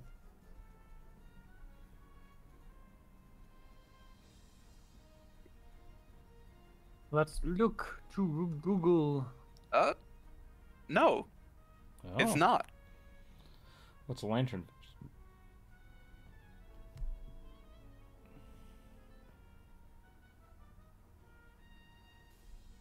When the regular Bebe gets too boring? What am I looking at here? Where? What? Oh, I scrolled up way too high. I have not been keeping up with chat. I'm sorry, everybody. These are lanternfish. Tiny sardines, basically, with super big eyes and photophores all along their side. Yeah, not at all what I was expecting. I was thinking a flashlight fish, actually, which is almost the same thing, except they've got photophore-like pouches underneath their eyes.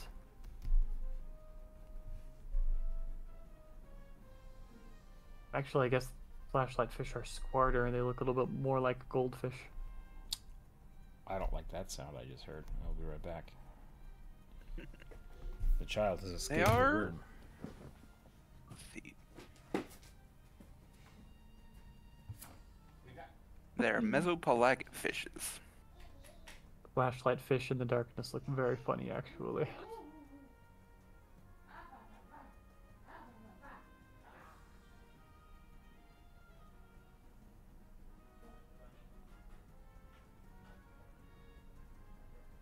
They share waters with the saber-tooth fish.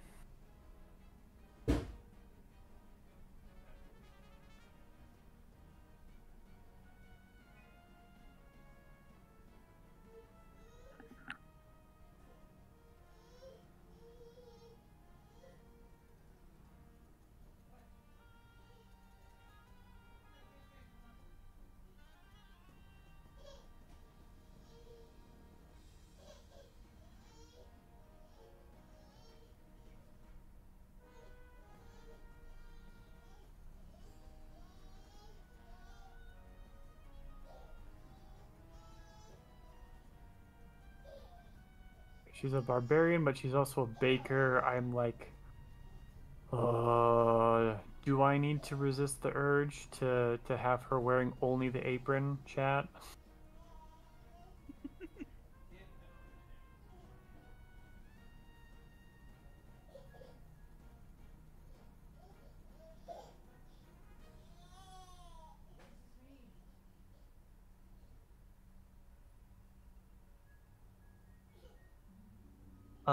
No name. Oh, sorry, Rook just stepped away. So we've got... Oh, it was a saving throw.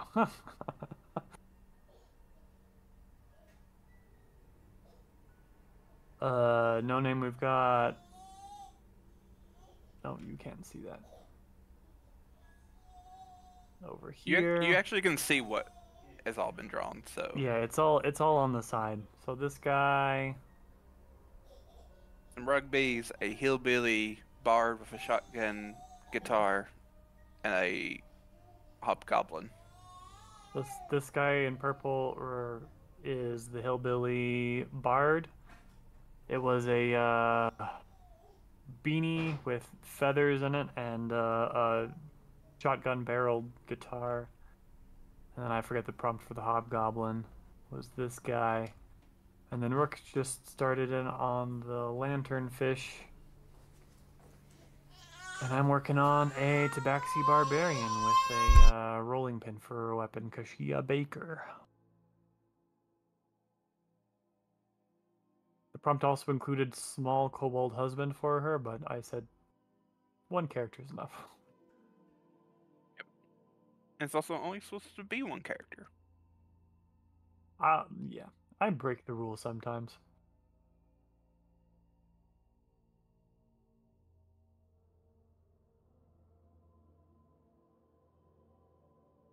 But in most cases, at least in the case with Rook, pets and companions and familiars all kind of secondary characters. Yeah.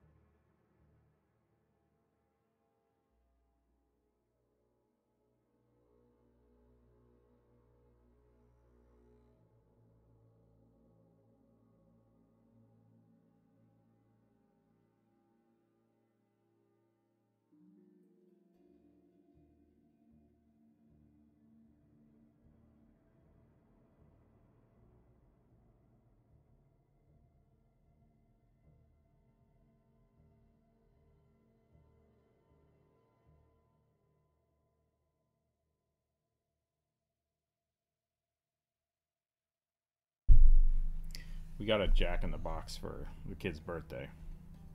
Yeah. And he liked it. He liked seeing it, but now, like, I don't think he can quite figure out how to make the thing.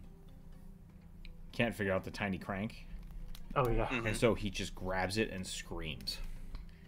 And just gets really mad and then, like, loses his shit. And it's just like, I'm gonna take this away from you, and then he gets more mad. It's like, I don't know how to deal with this. I think this is gonna get put in the closet. It does nothing but just make the child angry. Sorry, that sounds frustrating. Yeah. Yeah, I don't think a Jack-in-the-Box is a great toy for a baby. You know what A I've discovered toddler, about having sure. kids? Nobody understands what age limits are. Just Yep. it's like, here's the thing that's for 8-year-olds. It's like, that will kill the child. Please stop. Yep. Your kid's old enough for extremely small Legos, right? Yeah. No. No, they are not.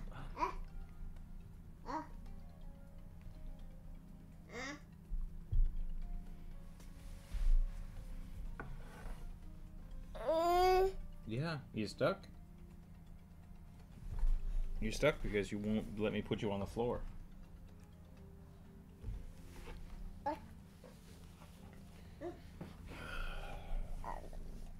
Stop. Kid, you can either sit here like this or I can put you on the floor and you're going to scream. Which one do you want? You cannot sit on the desk. Okay, going for the floor. Yeah, there it is.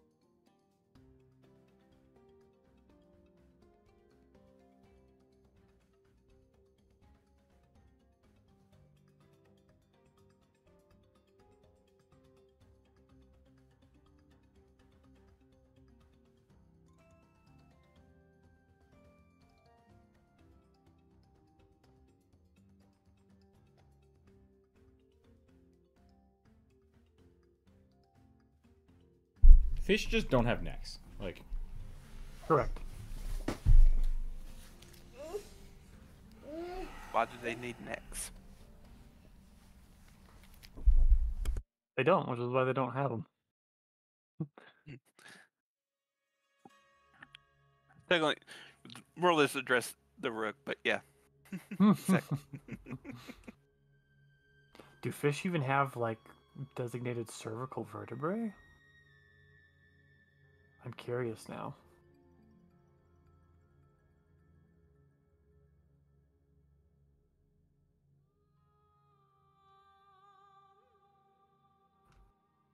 Biologist and me being a nerd. I've drawn this fish too big.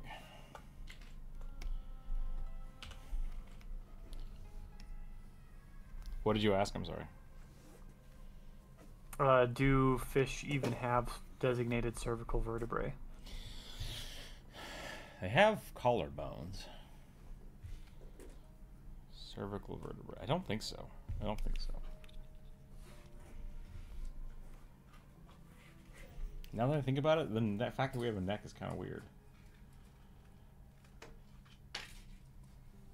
Well, a lot of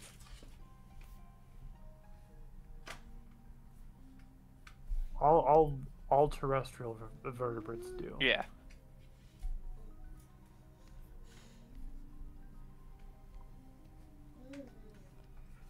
We need to be able to look behind us. Without, Yeah, I guess so. fully turning around. Fish do not. As have soon as the cervical- fish, or as soon as the eyes got fixed to the front, you gotta be able to turn. Yeah. They do not. They lack specialized neck structure and have a more flexible vertebral column in general that allows for movement of the head and body.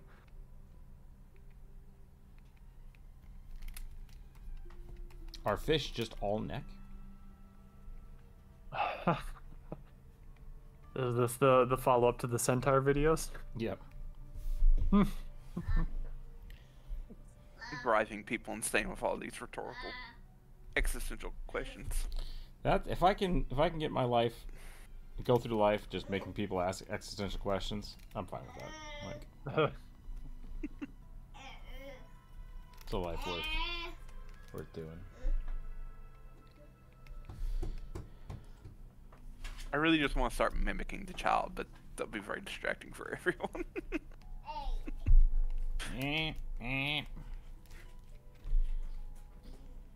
Everything I watch online is like, oh, when your child starts getting mad, just be calm, and then like you're the thing that makes them calm down. It's like that doesn't work. It just doesn't work. I just noticed I can see YouTube chat. Hi YouTube. Yeah, welcome in. You can everyone can type. So like their whole thing is just like you have to regulate your child's things. It's like I just want to scream at him. Like when he screams at me, I just want to scream back. And it's like that's not healthy. It's not good. Yep. So I get the urge. I get the urge to want to just someone screams in your face. Just scream right back at him.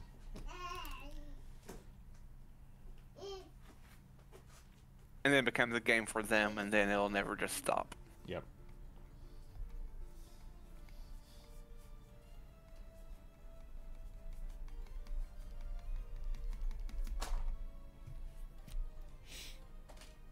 Oh. Wait. Think of his. Oops.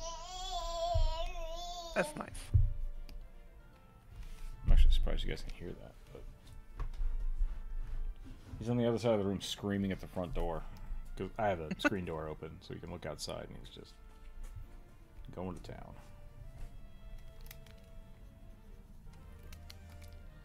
Yell at those cars, kid.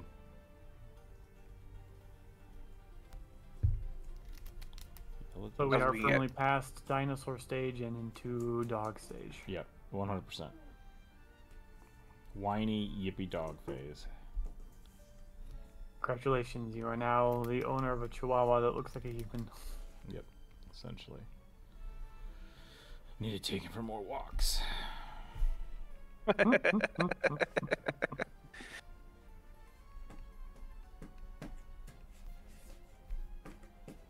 Okay, supposed to have fishing gear. He's becoming a true New Yorker. Hey!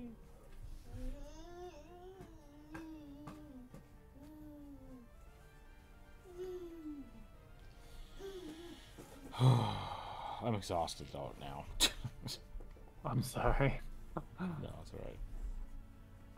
It's finally. I probably finally only have himself. this one drawing in me, so we can. Nope, nope. Here he comes back to the table.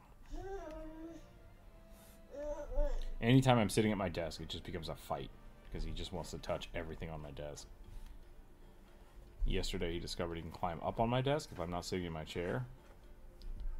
So he'll ask for milk, so I go up to get milk, and then he'll climb up onto my desk. And it's like, this is not good. Now I have to carry you everywhere again. I changed my mind. He's not a dog, he's a cat. Yeah. 100%. Sneak level 100, yeah. Learned to manipulate the parent.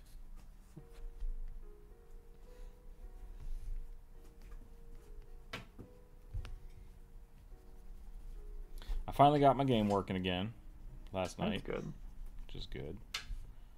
But I discovered that, like, 2 of the functions don't work anymore with the new scripts, so I have to go back and clean those up.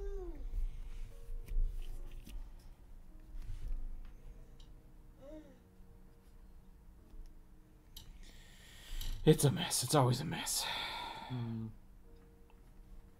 I tried to get back into coding my game yesterday, Mm-hmm. and I basically had a super ADD day where I got about 50 things done on my list of things to do, but none of them were the thing that was the top of the list. Yeah. That's kind of how I've gotten to this point thus far. I just keep doing other things, and then I was like, oh, now I have to clean all of this up. Should have prioritized this differently. But that's okay. Like, I learned something from it. That's good.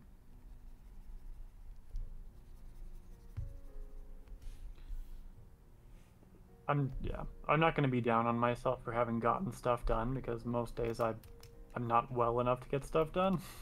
Mm-hmm. I think that is changing now that the weather is changing, finally.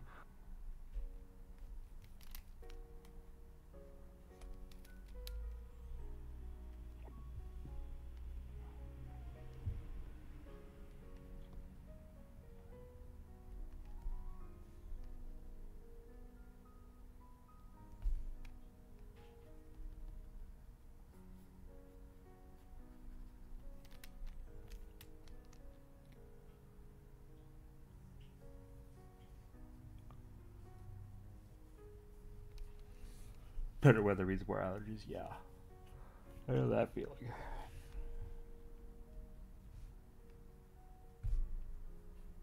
I am extremely grateful for the fact that my allergies seem to be getting less and less severe as I age.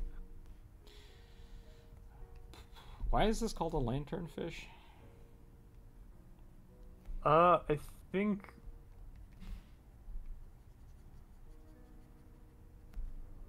I think because they flash the lights along their sides, they flash for communication. Oh. So they're like signal lanterns in the dark.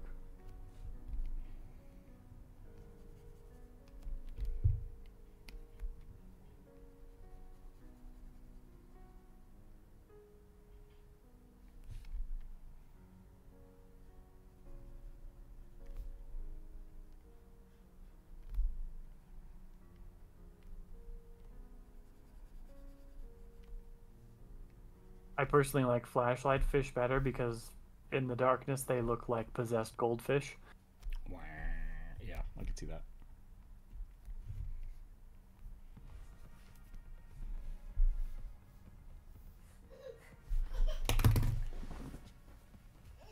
What happened?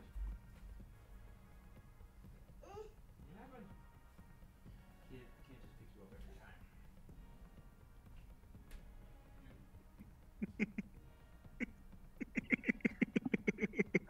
What? Sorry. I was scrolling through. Oh, for once, Twitter while I was on Blue Sky for a moment. No. Some made this post saying they have a Japanese friend who insists that America is actually a Shinto nation, and it's defined by regional shrines to obscure local deities and ancestor worship. And proceeds to post a picture of a Bigfoot exhibit, Mount Rushmore, and Paul Bunyan and his Blue Ox, whose name is escaping me. And just like, oh god. Isn't it just Babe? Is it Babe? I thought it was something else. It might be something else. I don't know. I don't remember. I never cared for that folklore, honestly. You know what? I think that person is correct. And they said, but when you, like, I didn't take him seriously, but when you actually travel the U.S., it's hard to deny. Yeah. As someone who has gone through Missouri, there's a lot of, like, weird, obscure roadside attractions, like the Jesse James Wax Museum. Oh, I'm just like, yeah. Yep. Yeah. No name, to answer your question, we've got 14 suggestions left. I think we had 18, I guess, to start with. Welcome in, No Name.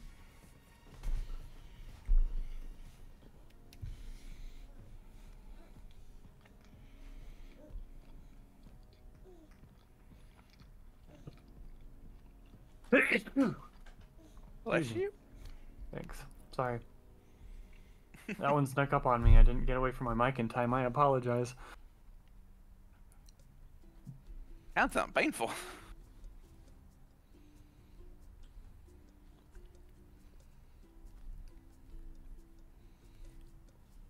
It wasn't too bad.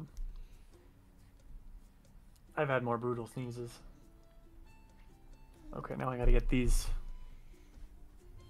lynx skin wrinkles in.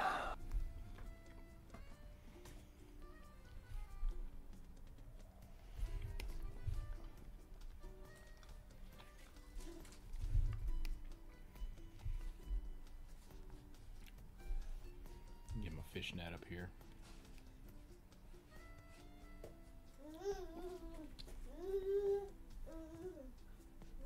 Did you say fishnet? Fish net, yep. Okay. I wasn't sure if I misheard you or not. I was like,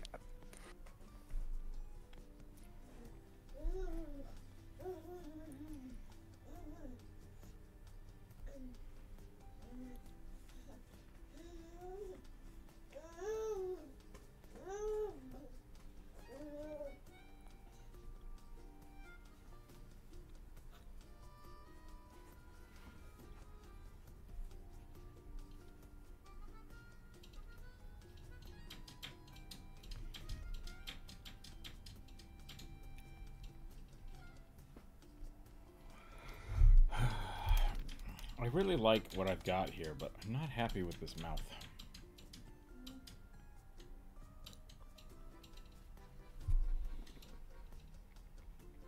That's better.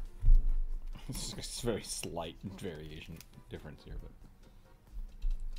and that's all that's all it takes.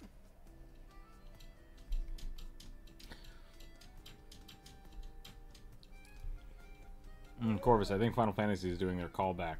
Do you want me to send you an email so you can play it for a week? Callback? What do you mean? Like you can, if you have an account, someone can send you a link and it'll give you a week free. Oh. Sure. I'll look into that tonight.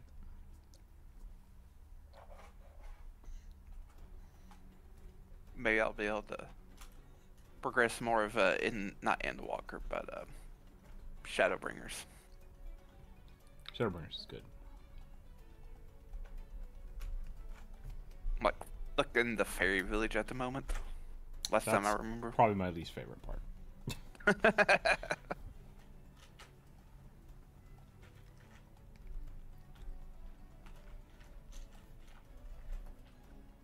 think people either love or hate Fayu or whatever her name is.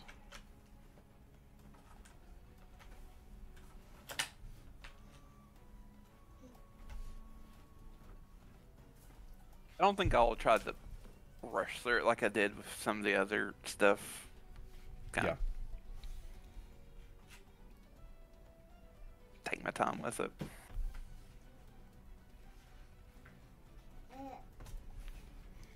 Just drew a very realistic SpongeBob fish is what I did, I think. Yes. Yeah, I think that's an accurate description of what you have done. Congratulations.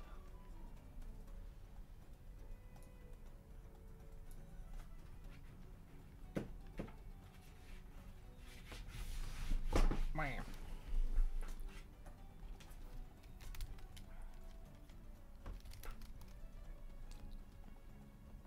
Wow.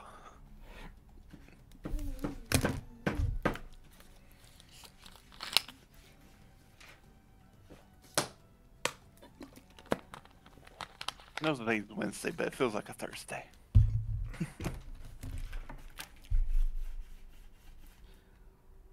It does a little bit.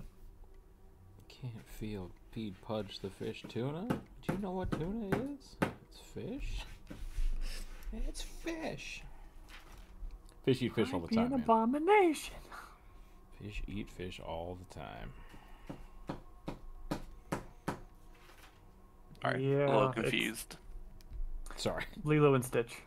I was thinking Oh. about this guy, this fish being a fisherman. And I'm like, that's a little weird. And then I was like, no, it's not. It's fine. Unless they're a dedicated plankton eater. Most fish eat other fish.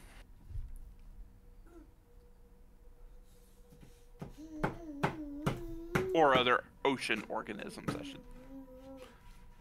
Probably better.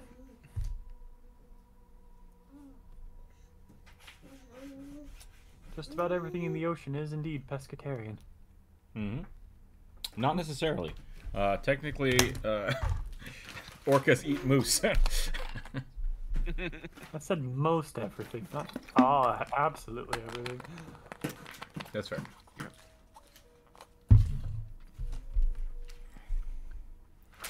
I guess you could probably go further and say like most fish, which fish is also a debatable word, so maybe it just doesn't matter. But It's just scientifically Dubious. not not useful. That's all. Yeah. Colloquially, very useful. Non-mammalian invertebrates. That's not right. Vertebrates. Most quote unquote proper fish are indeed vertebrates. Yep. Yeah. Non-air breathing, God. surfacing animals.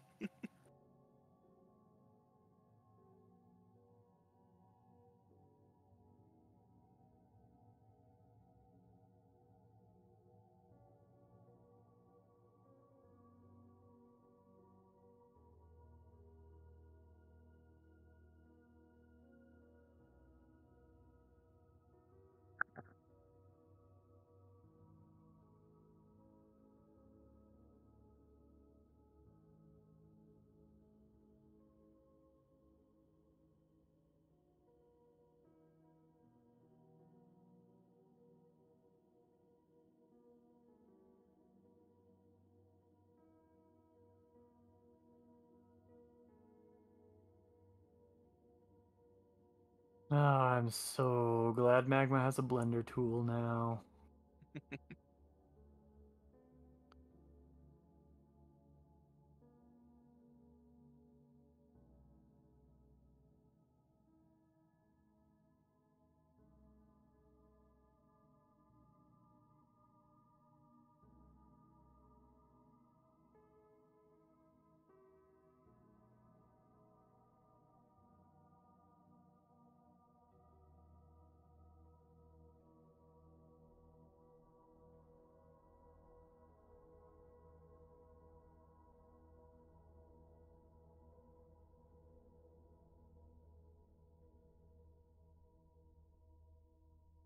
Oh my gosh. Rolling dice. 8. Pangolin Artificer uses scales to store bombs. Can they That sounds fun. pull their scales up? I don't think so. I mean, they probably shed them. I mean, let's look that up. I don't know how think they pangolin scales do. work. I just kind of assumed they were like armadillos. I think their scales are actually more like fingernails. They're keratin plates. So I think that they can wear down, Interesting. but I don't think they get shed.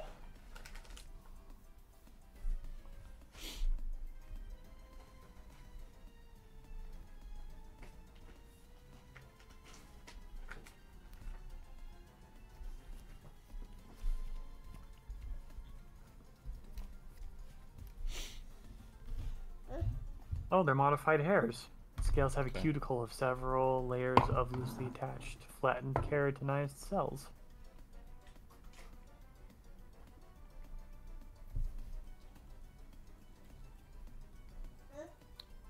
It looks like they don't like shed them, but they get worn down with age. But they are like, They're alive to fingernails. grow. yeah.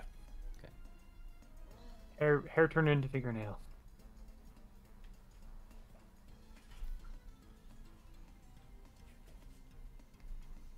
So I imagine you could probably pull it out. It probably would be kind of painful, but not. I might just need to look up a picture. Some flappy, but not a lot of flappy. I mean, I Right. guess it looks like, yeah, you can stick stuff in there. The giant pangolin. Close the door. Good job.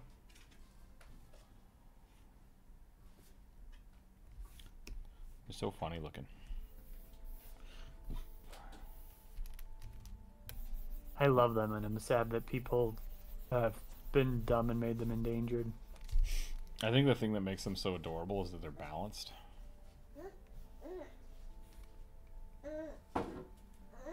Like they walk on 2 feet and they're just like blip, blip, blip, blip, blip. Yep. They're just cute little guys. Apparently cute little guys with explosives now.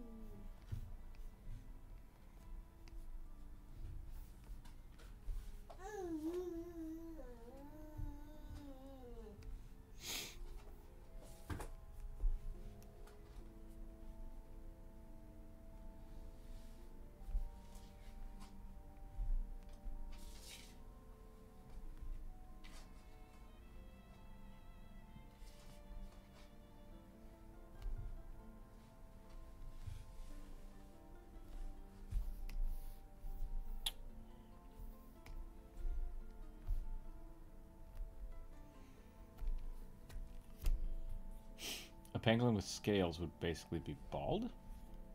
You mean without scales? Yeah, I think so.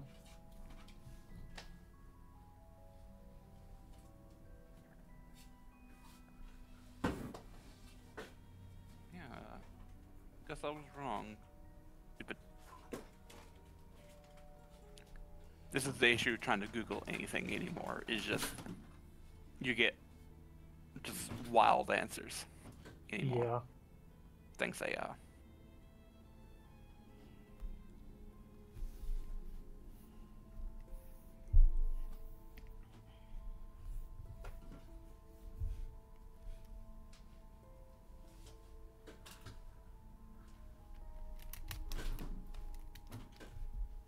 Yeah, it does look like they do shed regularly, so. Interesting.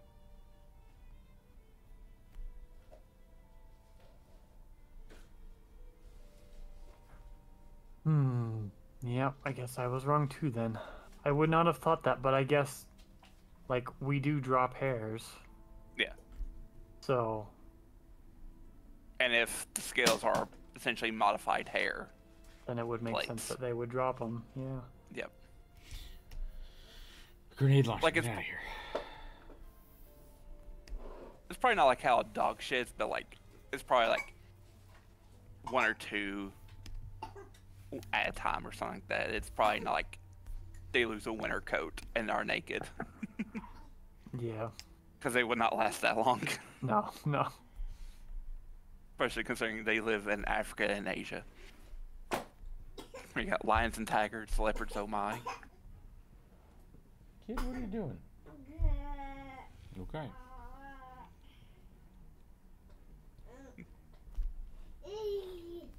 Amazing, apparently.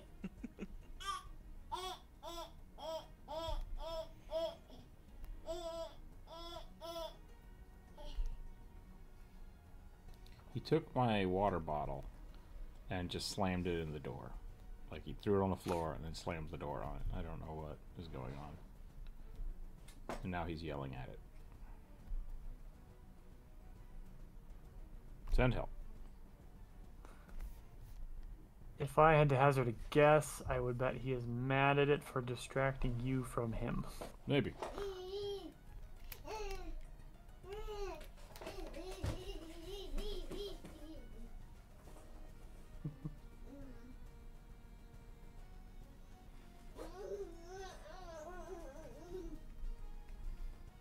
Maybe he just wants to watch the world burn. Here we are.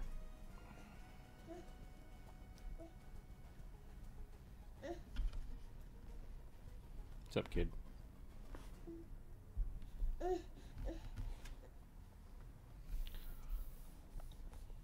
You are just, you're asking to get hurt by the desk. Please stop. You're cruising for a bruising, kid. Literally. I want to say that, but it always sounds like I'm going to beat the shit out of him, so I refrain from saying that. Self-induced bruising. Self-induced, yes. No. No. This is not a trick. If you want me to pick you up, I'll pick you up. But it's not so you can climb on the desk. Okay, go back on the floor.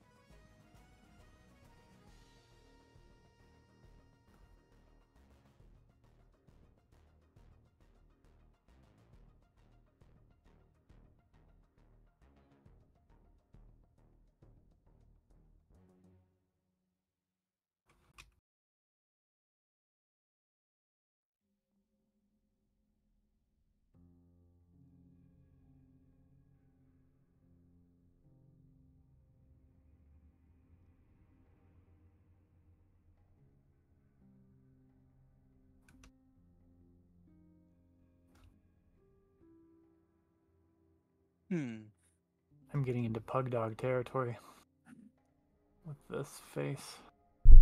I mean, Stop working it. they are essentially Sphinx cats are the pugs of the cat world. That's true. Thanks. In that, like, they are ugly, so ugly they're cute. Yeah, that does actually make me feel better. They also have too much skin and not enough fur and not enough nose. Yep. They're goblins. Or maybe They're too just cat much guys. nose?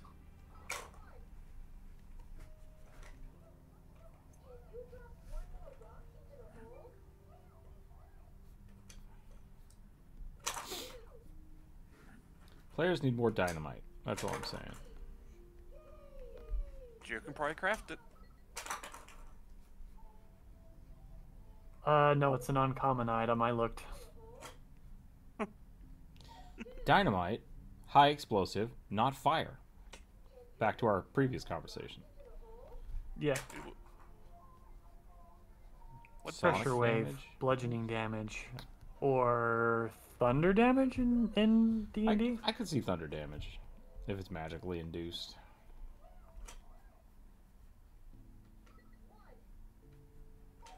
E-N-T dynamite. Sorry. I guess What's that? yeah, I guess Pathfinder it's Sonic. I'm a little bit put out with Pathfinder because like I remember Corvus, I think it was you and me who had the conversation, but early on like in the first iteration of the system, they didn't have force and sonic damage anymore. It was all reduced to bludgeoning. And I kind of missed that because it was good No, they still had- simplicity. They still had force and sonic damage. Maybe it was just significantly rarer. Yeah, it's not super common. Weirdly enough, on like like force bolt does force damage, or force barrage, or whatever it's called now. The renamed divine, magic missile, yeah. The occult and divine spells have a lot of sound-based spells. Like there's a cantrip called Haunting Hymn, Mm-hmm. which does sonic damage, and it was in the first version for sure. Okay. So I think it's just a lot of spells are. I do remember this conversation a bit, like, because I remember like the elementalist or the elemental bloodline sorcerer. Mm-hmm. All the spells that you used to get was just fire spells, and if you had a different element, you would change it to bludgeoning. Yeah. Because That sounds right. yeah, instead of like doing cold or lightning damage instead for like air and water.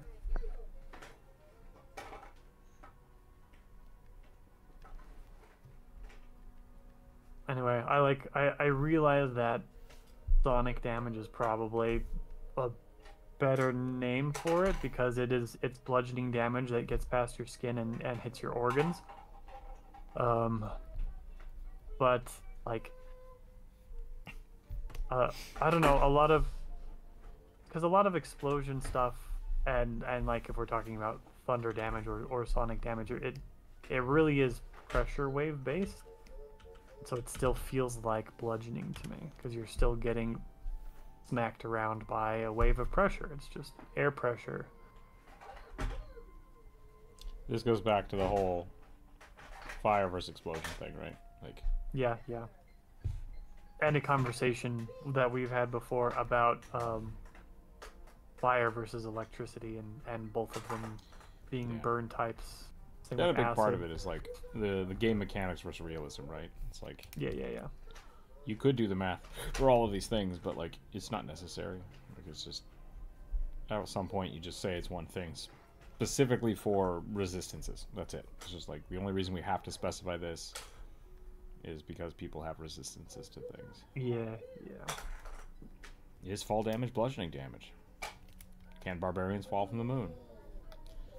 Like it's just weird things that happen because of mechanics. So Yeah. But what is the difference between bludgeoning damage and force damage, except that one bypasses everything and the other is just a physical type of damage? Yeah, I think the reason for it is like the intent of it. Like bludgeoning is normal for most situations.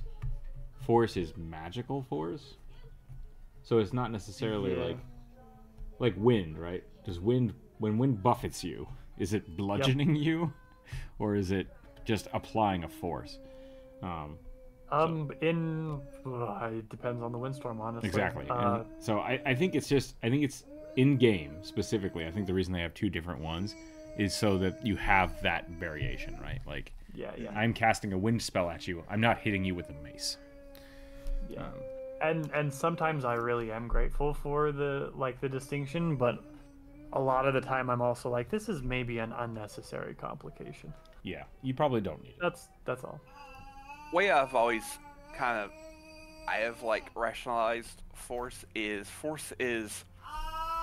pure magic damage. Yeah, that's kind of where I was getting at. Like, I would see force being like telekinetics or just honestly a crushing force, right? But like, there's no physical thing that is hitting you.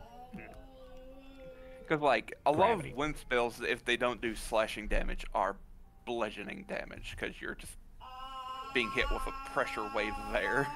Yeah. Well, in Pathfinder, yeah, there aren't really very many wind damage spells in D&D, are there? No. Are there any? Even Wall of Force, I don't think actually does damage. It just pushes you. I don't know. Let me see. Resist. I just saw it.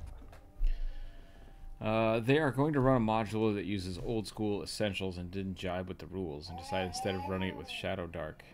Oh, sorry, hold on a second. I missed something.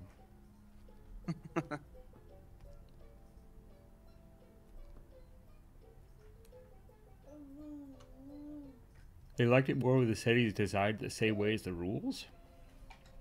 I mean, that makes sense to me.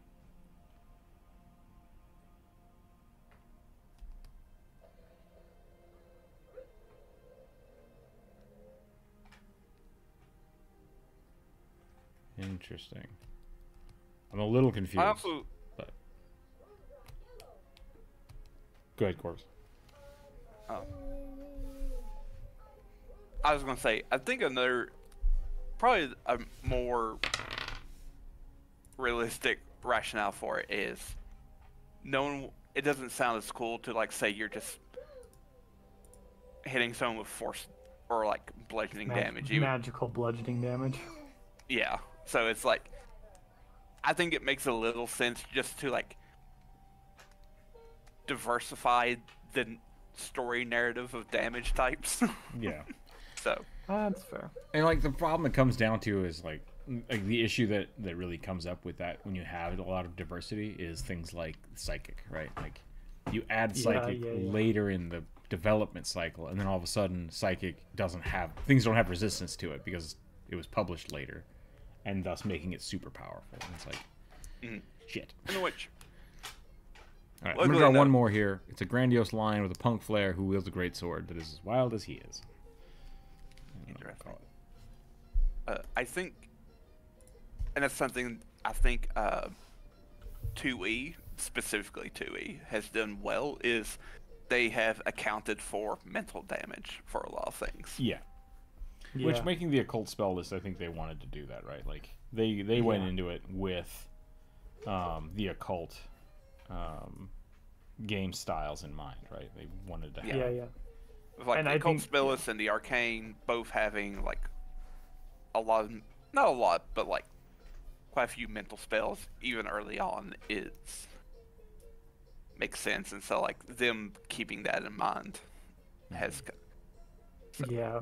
And I'm pretty sure that stems very specifically from them going through first edition Pathfinder and being like, what is all the cool stuff here that we need to be prepared for bringing into 2E? Because, like, right, for a second edition, you can't just, like, cut out all of the cool shit. You could, but no one would play. Exactly. That's not a good business decision. The other thing, the thing I always think about is Magic Missile, right? Magic Missile is really cool, and it has like the idea of like, oh, this unerring missile, this homing missile is just gonna and collide with you, and it's like, that's not really a thing. Like, it's not a rocket. It's not gonna blow up. It doesn't shoot through your body. It's just you getting blasted with magic. And that to me is force damage, right? Just energy splashing you in the face and not feeling good. So, Technomancer Prime, welcome in. I mean, well, it is force damage, so. No, I mean, wait, say it again? You said that's force damage to you. It's like, well, yeah, it is force damage. Yes. That's the quintessential force damage to me. Like, that's... Yeah. So when something says force damage, that's what I think about it. Just like... Also, that is also basically just Dark Soul or From Software magic as well. Right. It's just basic as spell is just getting splooshed with magic aggressively. Yep.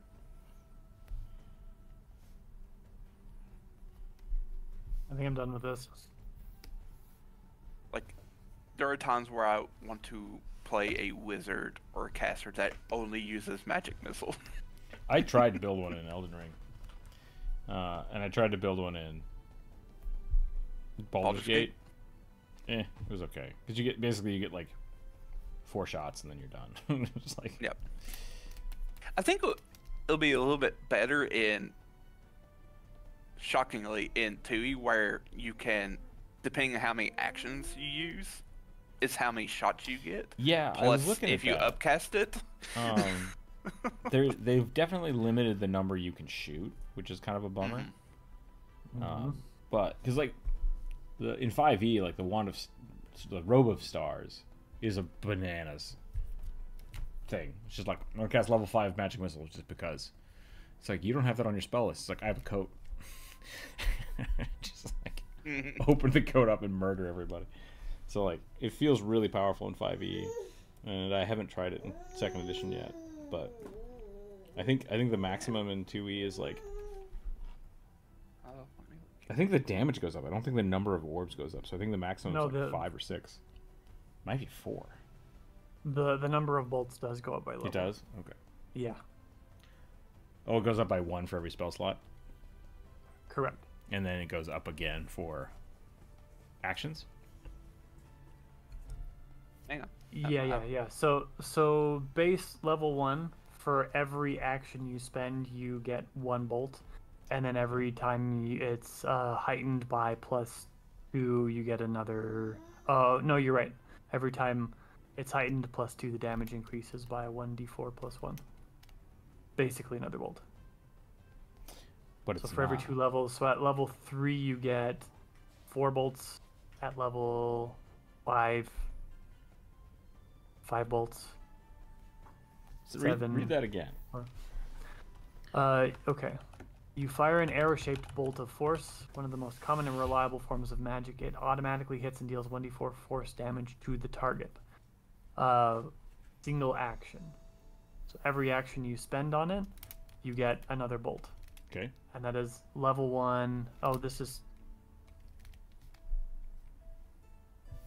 I'm reading... Yeah, this is the... It's a focus spell. Is that right? No. You're reading the Force Bolt. Right. Force Barrage is a different spell. Force Bolt okay. is a wizard focus spell.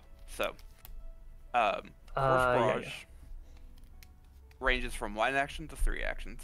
Okay. It automatically hits and deals 1d4 plus 1 force damage. For each additional action when used when casting the spell, increase the number of shards you shoot out by 1. Maximum of 3 shards for 3 actions. Okay, 3 actions. You can choose the target for each shard individually. And if you shoot more than 1 shard at the target, same target, combine the damage before adding any bonuses or penalties to the damage. Because of stuff like that. Yeah. Heighten plus 2. So every 2 levels above that, you fire 1 additional shard for each action you spend. Okay, for each action. So at level 3, you're shooting 6 if you use all 3 actions. Yeah. That's pretty cool. Okay. So 3 and then 5. You would use... Yeah, so you just get 3 every 2 levels, essentially. Yeah. Mm-hmm. Okay, So that's 5, not bad. then it's 9. Yeah. 7, it's 12. And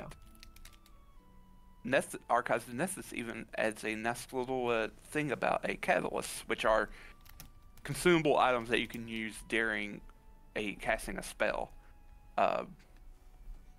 You can have this item called Dragon Throat Scales, which allows you to change the energy type of magic missile. Cool. Oh, nice. All I know is that in both 5th edition and 2e, if you have like a quick draw ability and enough money to have like 10 wands of magic missile on you that are like the same level as you, then the amount of damage you can put out in a round is batshit crazy. This kid's running out of steam. Maybe he'll crash and burn it a little bit. I want to play more games that are less generalist and more specific to running in their settings. Okay. Yeah. I mean... Okay. Definitely look at like published adventure paths. Yeah, that's what I was going to say. Yeah. I think that's just... I would just play an adventure path and stop playing homebrewed stuff. Yeah.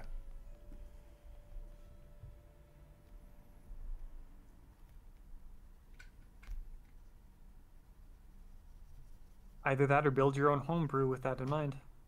Yeah.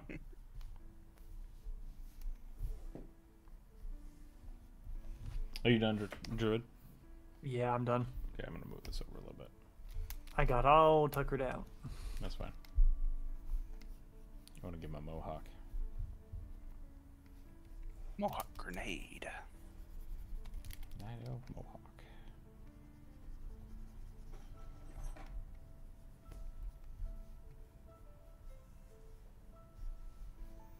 I want to give him like a spiked collar, but I don't think you'd see it.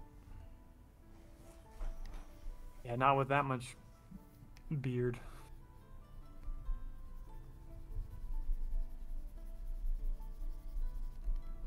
Guess I could shave. Maybe he only has sideburns.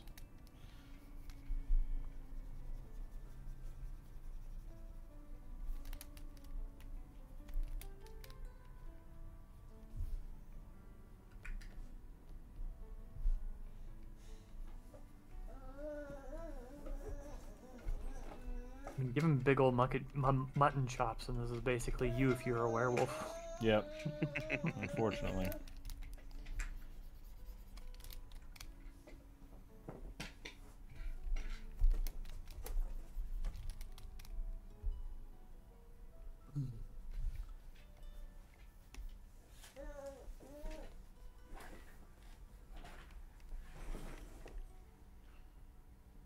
Kid, why do you do this?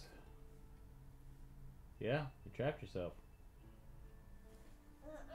You give him like a ball of yarn, and he'll drop the ball, grab the string, and then run with it, and then run around the room until he's just all tied up. And then you get mad that he's tied up. Yeah, your child is a cat.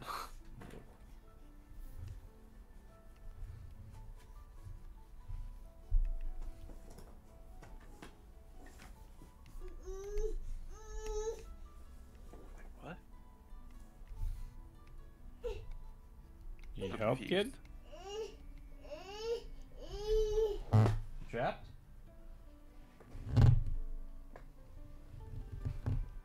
There you go. Yeah, good job. Oh, we might just have to call it here. Yeah? What do you see? See the cute cat?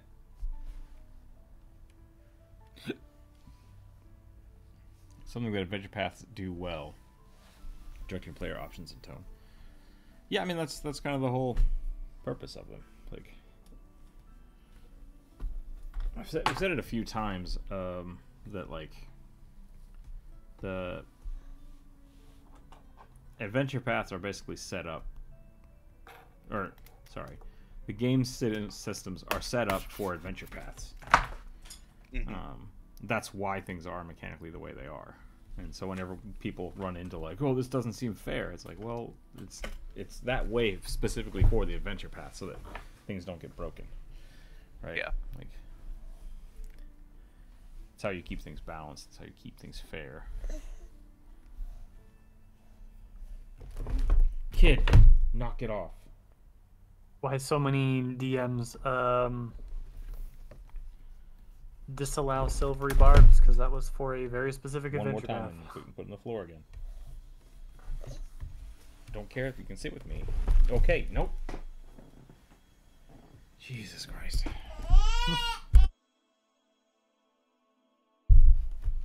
I want to sit up here and just start breaking shit.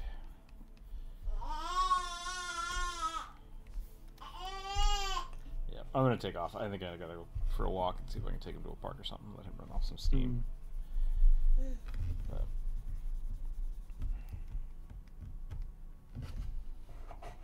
I'm gonna stop as soon as I get this. Give this guy a little more spikes.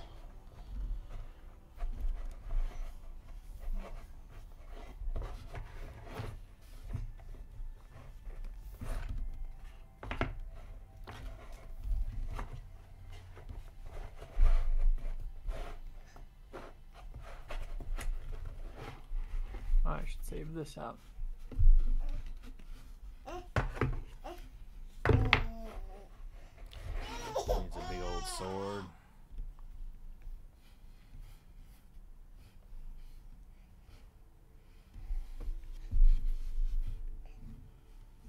He's got some fangs on it.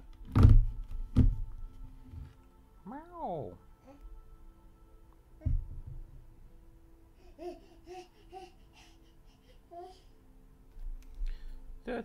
Thundercats.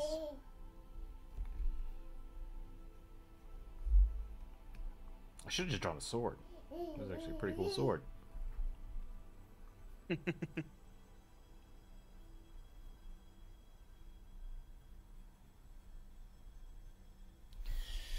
Okay, I think that is where we're going to call it. It is 12 o'clock. We've been going for a little while. Thanks everybody for hanging out today. We had a little bit of an early stream today, which was fun. Do another one on Friday. Hopefully the kid will chill the fuck out by then. Let's see what happens. And now that I want to slow down, he's completely fine again. Oh, because he got my phone. Yeah. Come on, let's go. Let's go for a walk, kid. That's all I got. Thanks for hanging out. I might be back this afternoon. I was going to try to get more done, but we got quite a few done today, so maybe we don't need to do that. These are all pretty silly. But I don't know what the hell's going on. I'm tired. We'll figure something out. Friday we'll be back for more streaming stuff. I'm going to try to work on a video here for the next week or two. Commissions are open if people are interested in getting anything done. Might become a video, might become a YouTube short, who knows. But otherwise, that's all I got. Stay happy, stay healthy, keep your dice on the table. We'll catch everybody on Friday. Bye, everybody. Bye. Bye.